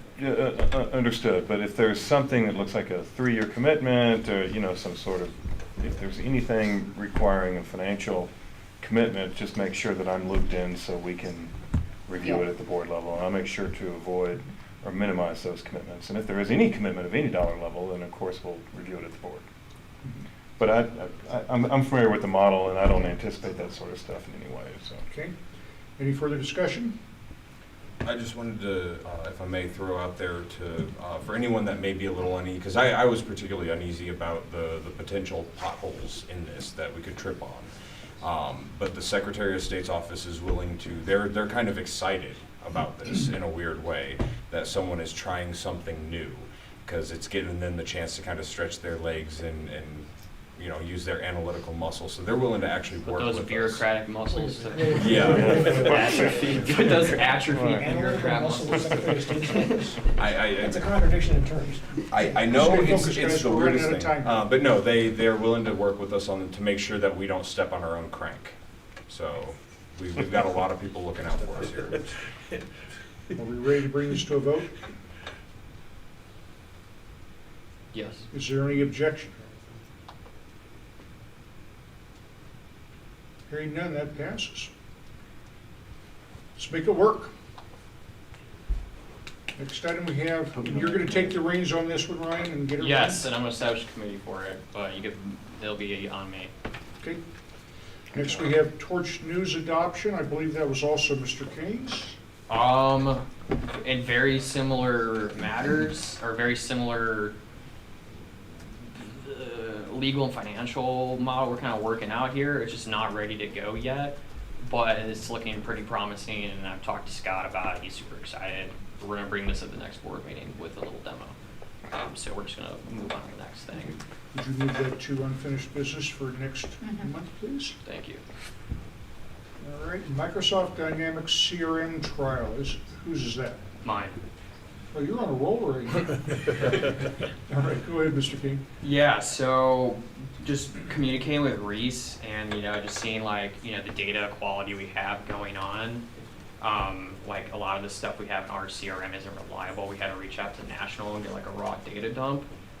So all I really want to do is take that raw data dump and like import it into Microsoft Dynamics and just like use that for a trial period. And then maybe get everybody else on the board and see like how they like that, because it's there's a lot of good stuff in there. So yeah, I just kind of want to open that up for discussion here and see how you guys feel about that. Mr. LeBrie? Just to air, one of my frustrations with the current CRM is the speed on it, but it sounds like we're gonna get a big bump to that. So that's one aspect that we can probably toss out for now. It's just how slow it is. Okay. Any downside to moving that over to the Microsoft Dynamics system? Yeah, the downside would be, from a technical perspective, it'd be tech debt. You would have two different CRMs, basically. But to have to move on to a better, technical setup for the party. But they're both generating data from the same single point that is our CRM. Yes, upstream from National, yes. So. But how does anything we change in that end up going back to National? You'll have to like get hooks in, but I'm gonna just use it for outgoing stuff, basically, like text messaging. You can do that. Like, So we'll still, any information we put in is going in the National one. Yeah, and this is the trial. It's not for what we call like update or delete data or create. It would just be read only, basically, and then we're gonna plug it into different hooks and see if we can tie that in with like their social media ads and stuff like that, and have these really nice, like onboarding flows and such, right? And there's like a bunch of different ways you could tie like the type form thing in with the social media ads, with Dynamics, where you have, all sorts of custom stuff. You use some terms that I'm unfamiliar with, Ryan, but my biggest concern, and maybe you addressed it in one of the terms that I didn't understand. We have an obligation in order to utilize the national database, that any information that we get, like a bad email address or anything like that, that we update that within the CRM in a timely manner. If we're using the Microsoft Dynamics, how can we do that? You could, if you wanted to go fully on Microsoft Dynamics, just use Microsoft Dynamics. But we're not going to be doing any, we're not going to be inserting or updating data on that side at this point. It's just for outbound stuff. And yes, it can hook back into the system that we currently have. So. Mr. LeBrie? I think the clarification is we're just giving it a trial run, so it's not like we're dumping our old CRM or anything like that. So all it's doing is just testing out how do we like Microsoft Dynamics, and if we like it, maybe in the future we have a motion. Yeah, there's not any consequences for having these things are out of sync or anything like that. It's mostly it's almost more like a MailChimp situation where you just import your Excel spreadsheet, and then you get a bunch of pretty sophisticated tools to use for outreach. If you send out an email, will you get a list of all the email addresses that you sent to that are no longer working within the Microsoft system? If you send out an email and then it's saying these emails aren't receiving emails, I don't know exactly. They definitely have tools to handle that. I don't know exactly what they are. I haven't gone that deep into it yet. That would be part of the trial run. That would, if that tool were available, and we had somebody that would be willing to take the time then to go into the national CRM system and update with that list of bad email addresses or bad anything that's not accurate anymore. If we had that mechanism in place, then I probably wouldn't have any pushback, but I think we have to be very careful. We made a promise to National in order to use their system for free, that we had to uphold that obligation. So, David, do you have an opinion on this? Not at this time, no. Okay. We are paying for it. We pay $90 a month. Well, that's only for tech support. We don't have to do that anymore, if we Right. don't want to. Yeah. And we may not have to, but David's gonna be the one probably that's gonna tell us if ever there is a time that it makes sense not to subscribe to their support. That's what that $99 is for. It's for support, not for the data. The data's free. Yes, sir. Sorry. Do I understand that correctly? Yeah. I know there are state parties who are not. Usage of the national CRM is free to the state parties. We were supporting it. Yeah, sorry for the, Yeah. thank you for the correction, but I know that. Thank you for looking at the reports that Well, you drew up. What John told me is that because of that, we're prioritized for any issues that come up. And I think for that reason, we could also maintain good relationships with the national party, even though we're experimenting with something. And I do think, for what it's worth, I'll be voting in favor of this because I think it's important that we own our own data. It's too critical. There's too many uncertainties at the national party right now. I think we need to own this data because if it were to disappear for whatever reason, that'd be devastating. David keeps a backup. Oh, there you go. This is joint ownership. So if we decide to leave the CRM, we will get a copy of everything. Oh, good. I learned something today. The day was about to end, so I'm glad that happened. So I'm assuming somewhere in there, Brian, you have a motion. I'm gonna motion for, I don't even know the exact amount, it's a free trial, but I will say up to $50 potentially, and I don't even need it. I'm just gonna do it. So you've got discretionary spending up to 50 that you can do. And Yeah. every, If you're doing a trial of something that isn't costing us anything and isn't changing anything in this, you're just trying something out, you don't need our permission for that. Cool.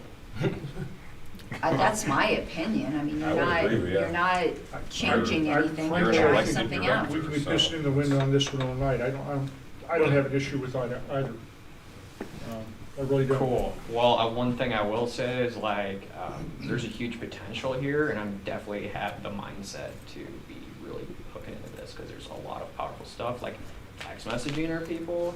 We have like 30,000 people's phone numbers we've never texted, so you're talking, there's a huge potential here. So look forward to next board report with some numbers. Okay, I'll add that. Please give us all the information you can, Ryan, and forgive me, but don't use terminology that I won't understand. I don't know what Which is people probably don't half know. of it. I'll translate. I'm always happy to clarify. I don't know what people don't know. I All got right. that in the next agenda as well. Next, let's get back to our campaigns director position. Madam Secretary, do you have the I vote totals? emailed it to you. You did. Do you have the email? Nope. It's Oh. up at the very top. hey Ryan, when you go to crunch those numbers, give me a call because I got some inside info on that for you. I emailed it to you. As far as like. No, it's a single email I know. Yeah. that says results. Reply stop. Okay, just look at my screen. They've Okay. already noted.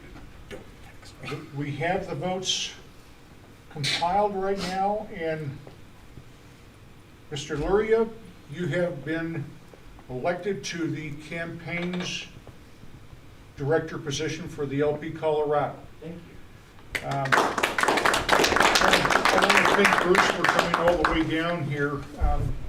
Bruce, I would hope that with your experience, and of course now you're not going to be on the hook for so much time, but you would help Mr. Luria and maybe be his assistant for a while and guide him and help him as well as you can. And I appreciate that very much. Mr. Luria, Clayton, can you help get him set up with an email address? Or maybe Mike can do that even before he leaves tonight. But we'll get you an email address, and then what I want you to do is, before you leave, I want to get your phone number, and let's schedule a time where we can sit down. All directors for the LP Colorado are asked to put together a business plan. And I would encourage you to look at your predecessor's business plan and kind of take what you see they put in their plans and duplicate it. And we'll talk about that, but that's the next step. And then, of course, every month, it's going to be required of you to put together a monthly report. No, but there's something even more required before all of that. In the statement of principles. No, what? Signature statement. Jacob, I'm going to send you an email that'll have, it's to a JOT form. And when you get the JOT form, it's just the ratification that you need to do to the statement of principles and the non-aggression thing. So that's a new term for it, by the non-aggression thing. That's technical. The NAT. The NAT. Is that because people can't agree on the NAT? So Yeah, so it's just the non-aggression thing. So I'm going to send you the link. So I'm going to send you, because you're not officially elected until you ratify those two things. So I'm sending that to you now. Okay, Mr. King? We have 2 campaigns ending within the next 2 weeks, basically, the next 3 weeks. So we should hit those hard, you know. Brian's in a winnable race. He's out there knocking doors. Joey's knocked thousands of doors. So in their districts, they have under 5,000 votes. Do they have door hangers for all of those doors? Brian has hung doors on the same household multiple times. Yeah, that's what you have to do, and that's the fun and about knocked it. the same door, and then also put a card on Yeah. it. And they were like, some people were mad at me. Oh, well. Good. Like, so, just saying, like, Yeah, we, no, that's the way you do it. that is like, they have great ground game, and like, we could all like help. I was just out there with them last week, and like, if we could all like pitch in here in the final stretch, that'd be great. Okay, so we'll take that out. Okay. Next item we have is National Email Server discussion. Who brought this to the table? I did. Go ahead, Mr. Eck. I hope all of you have read my report. The National Email Server is a free service for all of the states. It allows an unlimited number of email addresses, all with lpcolorado.org as the domain, and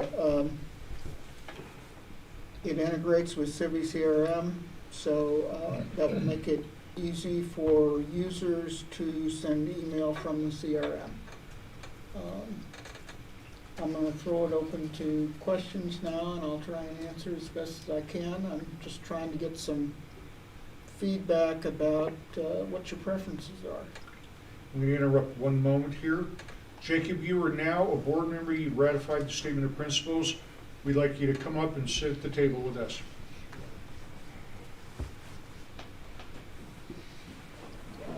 Okay, David, I'm sorry to interrupt you, but go ahead. I'm going to throw it open to questions or comments.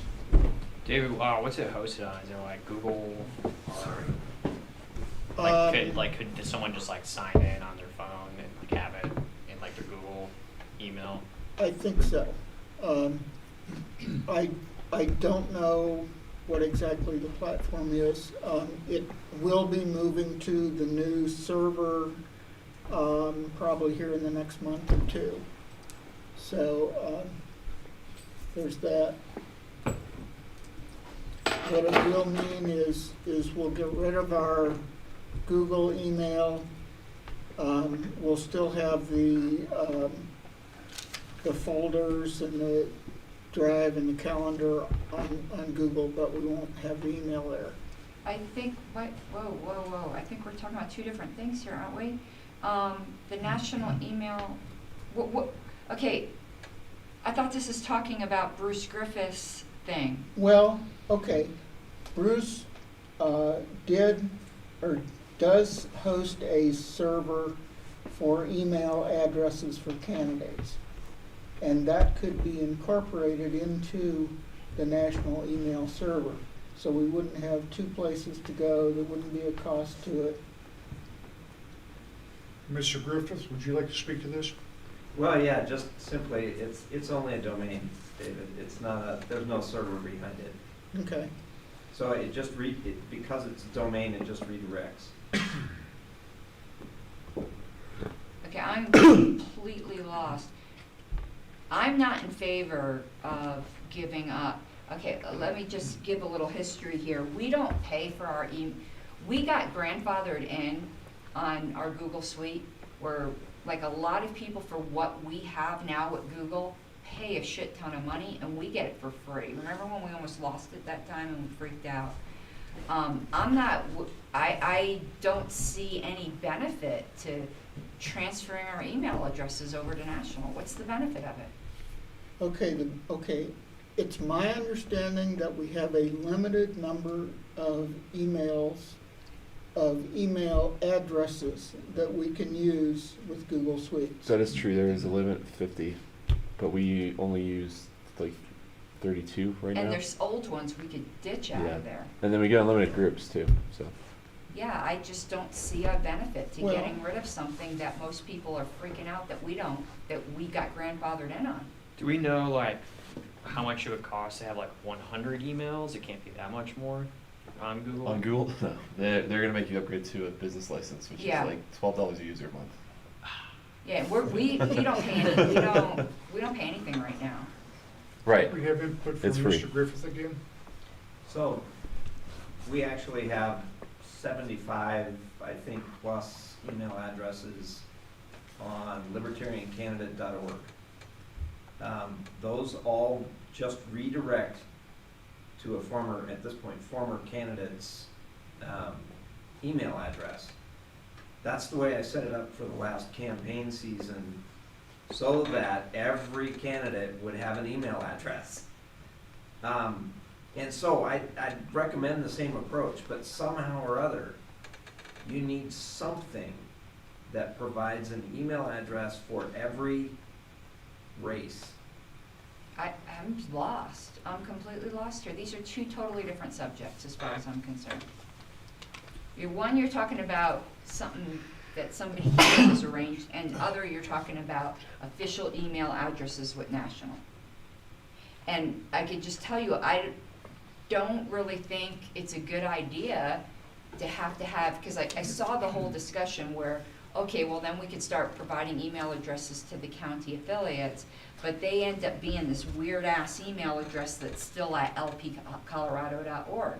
And I could just tell you, I'm taking off my state secretary and putting on my Douglas County secretary thing. Douglas County, me as at least secretary in Douglas County, I'm like, no, we're not at lpcolorado.org. We're our own thing.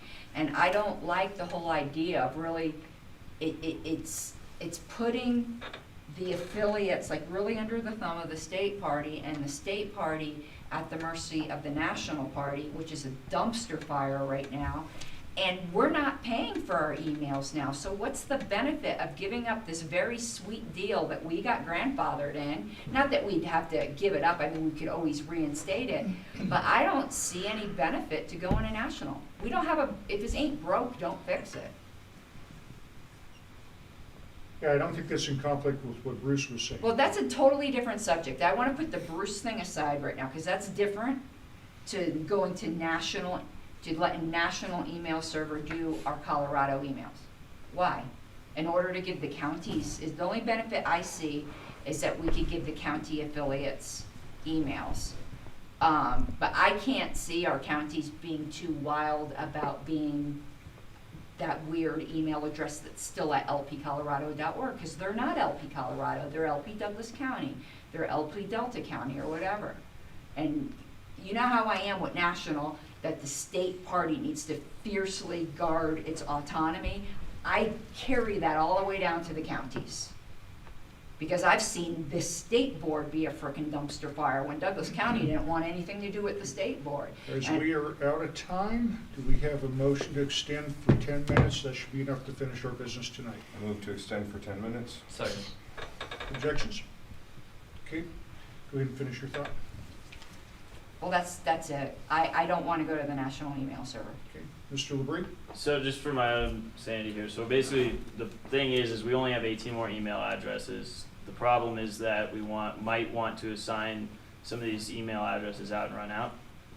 Right. Okay, and then on top of that though, we also have access to another 75 that we can give to candidates, That's true, but they have a different address. but with a different address, okay. Right. So that's why these are merged into the same issue is, okay. Yeah.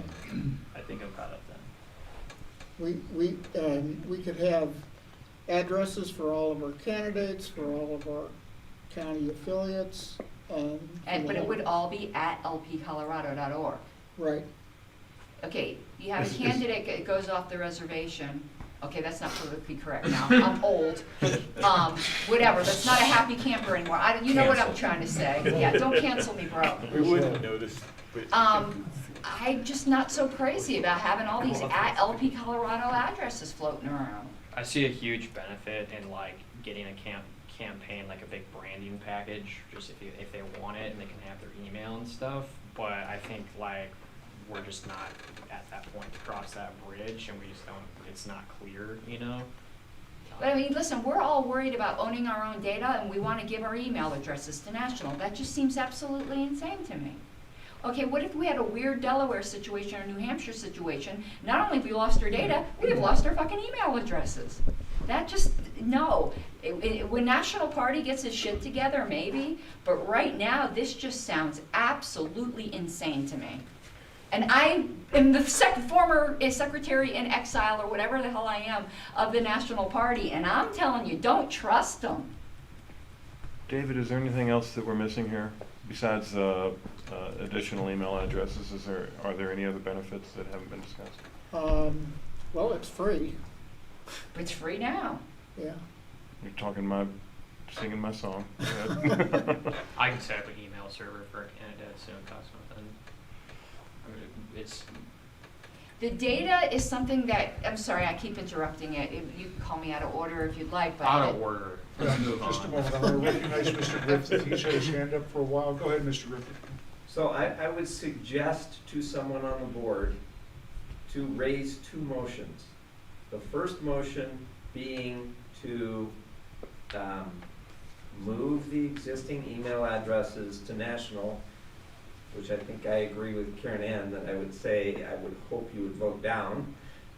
And then a second motion that would be to do something, to investigate, to empower somebody, to charter somebody, to investigate some other mechanism to provide candidate and affiliate email addresses. I'll work with Jacob on that. I don't think we have to motion for either of those. That feels like a solution without a problem. Ms. Harlow? Have we had affiliates running to us asking us to do this? We've had two. We've had requests from Mesa County and from Jefferson County. Okay, go ahead.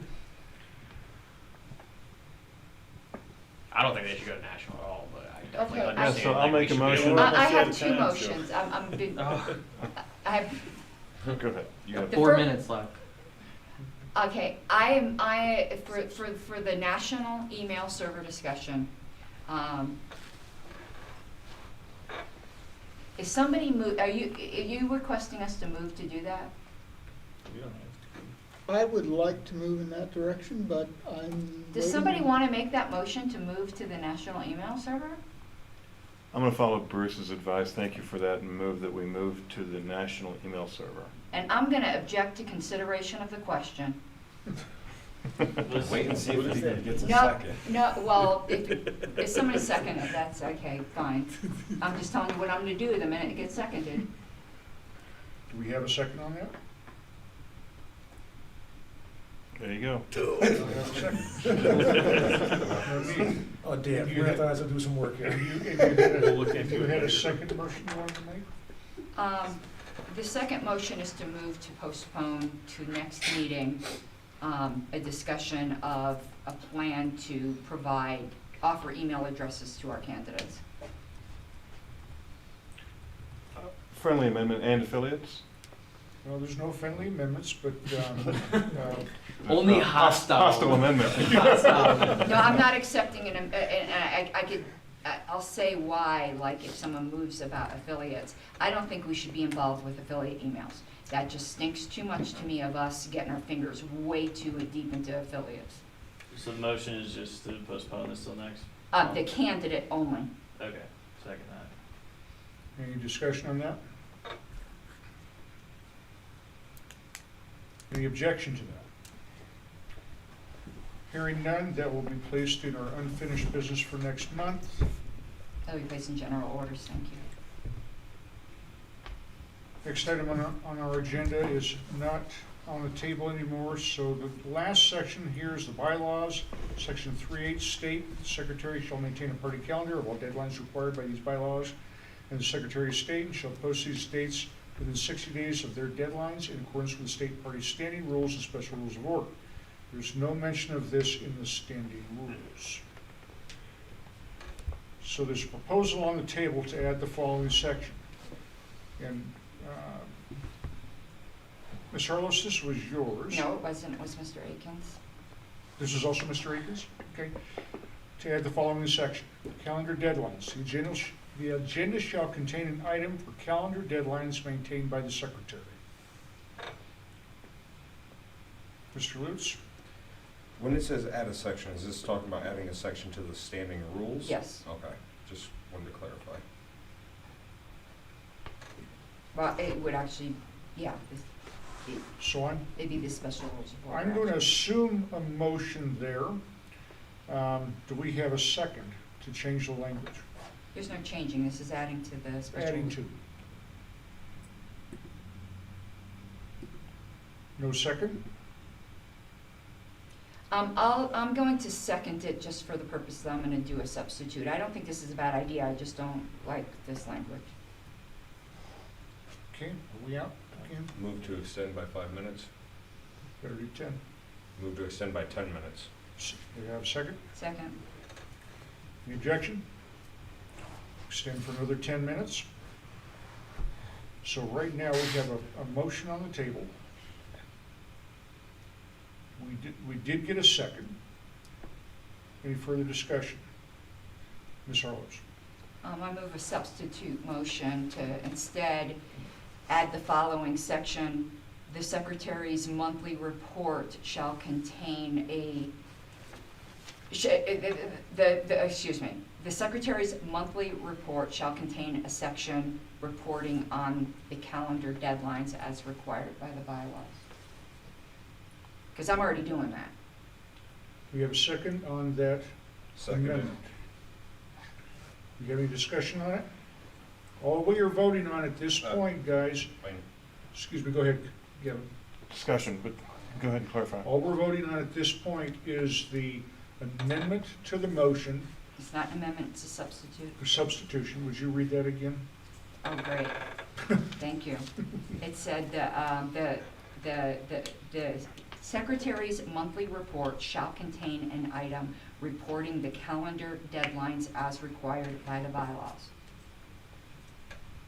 That's all we're voting on at this point. So that's a substitution. Do we have any discussion on that? Any objections? Substitution has passed. No, the substitutions become the main motion, but there probably isn't going to be objections either. Yeah, I'm gonna get there. The substitution has passed, so now the main motion, would you read the main motion as substituted? That's what I just said. That was the entire thing? Yes. Okay. All right, so we're back to the main motion with the substitute language. Any discussion? Does Any anyone objection? want this or? Yeah, well, it should be in our rules, Yeah. so that the secretary knows next time that that's, I've been doing that, but it should be codified. Yeah, when the next secretary comes in, they may not be aware of it, so. No objection? Okay, that passes. Next item here we have, is this also yours, Mr. Acton? Yes. Okay. We'll go ahead and have you read it. Okay.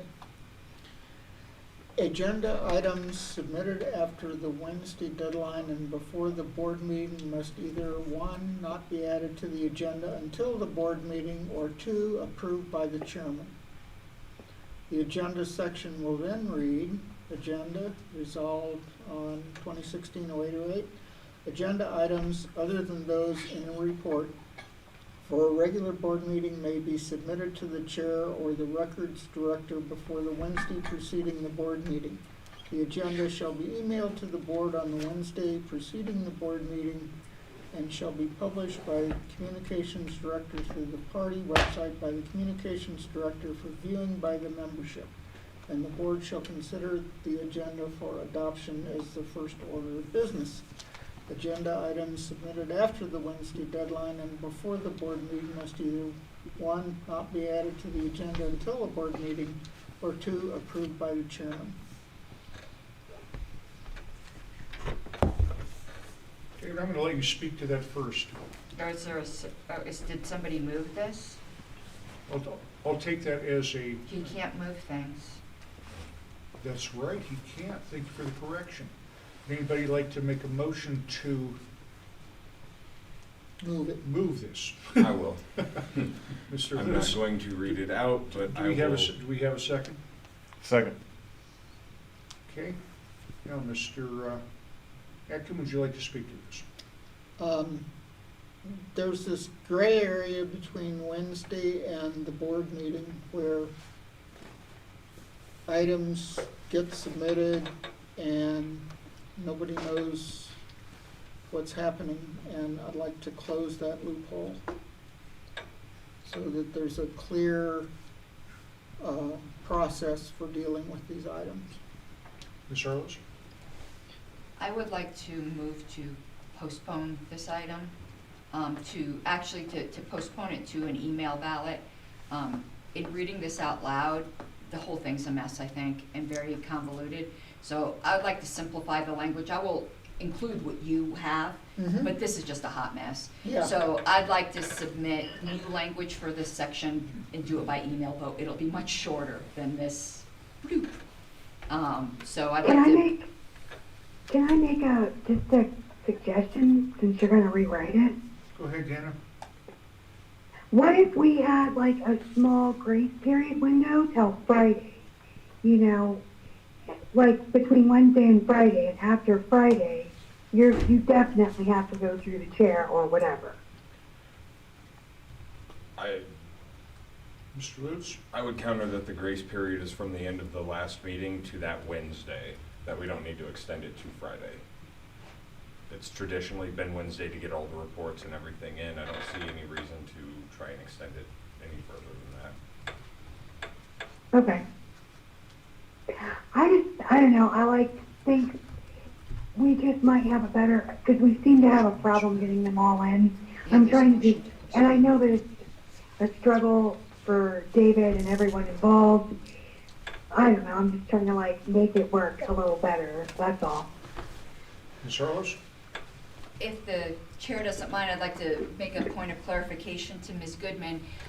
Even if it's not submitted by Wednesday, it's not like it can't get on the agenda. It's not like, you can still get it on the agenda, you just got to move to amend the agenda at the board meeting. It just makes it a little more formal on the record. So it's not like you're not SOL if you don't have it in by Wednesday. Okay. Okay, so That's kind of what I was trying to avoid, yeah. we have a motion on the table to postpone this. Seconded. Do you have any objection? Hearing none, this will be postponed till, you want to put this out as an email? Yeah, I'll take care of it. Okay. Need to schedule our next town hall? I move to postpone the next Second. meeting. Any objection? The next Yes. town hall? No, the discussion of it's not urgent. I don't think that much discussion is needed. I think we can throw a date out there, like 3 weeks from today, vote on it, and be there. It's a town hall. We're talking to our members. This shouldn't be a scary thing or require a lot of discussion. It's just setting a date, that's all. Yeah. Any other discussion on this? I really don't have any issue with setting a time right now. Did you make a formal motion to postpone this? I And it did. was seconded, so we gotta It was dispense with that seconded? motion first. Okay. Any further discussion? Hearing none. Any objection to postponing this to? Yes. Okay. Would you like to speak to that? You already did. We'll bring this to a vote. Madam Secretary, would you take the vote? Mr. Burrows? Or are we voting on? I'm just postponing it till next month. The discussion of scheduling. So if we vote to postpone it, then we can't have the town hall before the next meeting. We're supposed to do it every quarter, that's why it's. Okay. So it's not- Then I'd say I'm fine with postponing. Mr. Fury? Yes. Ms. Goodman? Yes. I will vote yes. Mr. Kane? Yeah. Mr. Kaczynski? Yes. Mr. Lamont? Yes. Mr. Luria? Yes. Mr. Labrie? Yes. Mr. Lutz? No. Mr. Chair, it is 9 to 1 to 0. Okay, that motion to Postpone. postpone this has been approved. Next item we have is ballot issues. Who put this on the agenda? I did by request, but it's the items that Mr. Seebeck had submitted. Let's get all those emails to David, CC me, I'll put them in a Discord, and we can use them as like a draft in the Discord, and then from there we can get them out. Sure, I speak to this real quick. These do these have to be done now? Yes. Okay. Then we are out of time. Do we have a motion to extend for another 10 minutes? So moved. I object. Okay. Which we will bring it to a vote. Well, Is there any further discussion on it? Could I just motion to Okay. put this in an email, like today or tonight or tomorrow morning or something like that? Is that all right? Because they're already in email form. We just need to read it. I have no idea how deeply we're going to have to get into this. Mike, can you maybe give us just a quick Reader's Digest version? Okay, there's three, this is specifically the three statewide ballot initiatives that are out there for this November election. Ballots have already been mailed out. I received mine over the weekend. So this becomes a timely issue if the party wishes to take a public stand on these issues. This morning, I kind of cobbled together an analysis of each one of them. By no means are they authoritative for the voice of the party, and I don't make that claim the slightest. To make them the voice of the party, that would require the board to approve or amend or however to those positions, or it sees fit. That because of the nature of the ballots already being sent out, voting is already starting, that puts a little bit on this, and I apologize, I should have done this a month ago, in order to get these addressed. Ms. Harlows? I would like to move to adopt the recommendations of Mr. Seebeck for the statewide issues due to the time-sensitive nature, have them published on our website and emailed out to our members. Second. Any further discussion? Could we amend that so we could just go over it real quick and finalize the language or something? Because it did seem like he was just wrote that this morning, sent out an email, and now it's like the official thing. So maybe just give him a second to complete I mean, the I draft. read it, I was fine with it. Well, I was appreciate- too, but I appreciate the confidence, I would prefer the oversight. I'd like to see our legislative director take a look at it. And for the record, when I said I object, I'm talking about the continual extensions of time on the meeting when I feel like we were inefficient in the earlier part of the meeting. Nothing to do with the actual subject matter at hand. So, I think we could just review it and do an email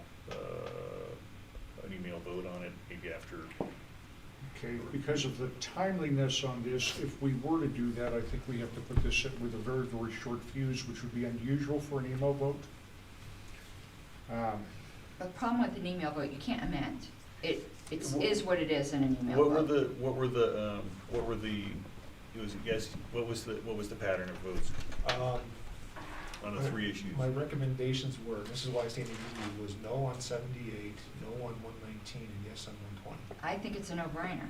It was, what was the content of them? Because I don't know the numbers off the top of my head. 78 was the move the custodial funds into legislative appropriations. That was a yes. That was a no. That was a no. There's a trap. I found a trap in there. Oh, you found a trap in it? Yeah. The not 119 was the Cannabis sales yes, tax? yeah, cannabis sales tax increase And that was a no. for the school for the out of school tutoring and enrichment programs. And then 120 was the and 120 was the Is that the reduction in property tax? Yeah. Yes. Yeah. And that was a yes. Yes. It's a yes because it does reduce taxes. It's Yeah. not Either what way, we yeah. asked for or they asked for. So what was the trap on The trap on 78 is that, yes, it would move the custodial funds into the realm of the legislature for appropriation, but it would also detable all custodial funds, which are not currently detabled, they're under table limitations. It's very easy for the legislature to then transfer the funds from the general fund over to the custodial funds to get around table. That's a problem. And that's what they're always trying to do. That's a huge problem. Well, then I think that's fine then. Mr. Ecken? On 120, I think it removes the tabor cap. It does. It does, and you consider. Well, actually, I take that back. The tabor cap has already been removed. It's already in the statute. See, the problem with 120 is that what the blue book says and what the text of the measure says are two different things. So you gotta disregard what the analysis is and read the text of the measure. And for the text of the measure, and I cross-reference this against the the CRS, that tabor exemption is already present in the law. Point of order, as much as I'd love to get this done, we're 5 minutes over time, and if we're gonna do a discussion on this, we do need to extend time or move it to an email. We've already had a motion to move it to an email for a vote. We had a second. Do we have any more discussion? This will be brought to an email vote. I would encourage everybody to How is vote this brought to on- an email vote? You got a motion and a second. That didn't pass anything. We have an objection to moving this to an email vote. Yes. We have an objection. Madam Secretary, would you do a roll call? Mr. Burrows, I vote for the email vote. Mr. Fury, Email vote. Ms. Goodman, Email vote. I'm voting no. Mr. Kane, Yes. Mr. Kaczynski, Yes. Mr. Lamont, Yes. Mr. Luria, Yes. Mr. Labrie, Yes. Mr. Lutz. No. Mr. Chair, it is 8 yes, 2 no. It has passed. This will be moved to an email vote. And once again, I'm going to encourage everybody to vote right away. So this is timely, so we need to get this put out. I will be available to answer any questions best I can. Appreciate Is there your anything work you on wanna- Is there anything you want to like change in the language used or? Not really. All right. But I will preface that point and say, I could be wrong, so. We are adjourned I for trust you, tonight. man. If More you than- want to discuss this on the email, we can. Thanks for your work on that, Thank you. Mike. Appreciate it. I apologize for late script. I actually Should have done that last No, month. no.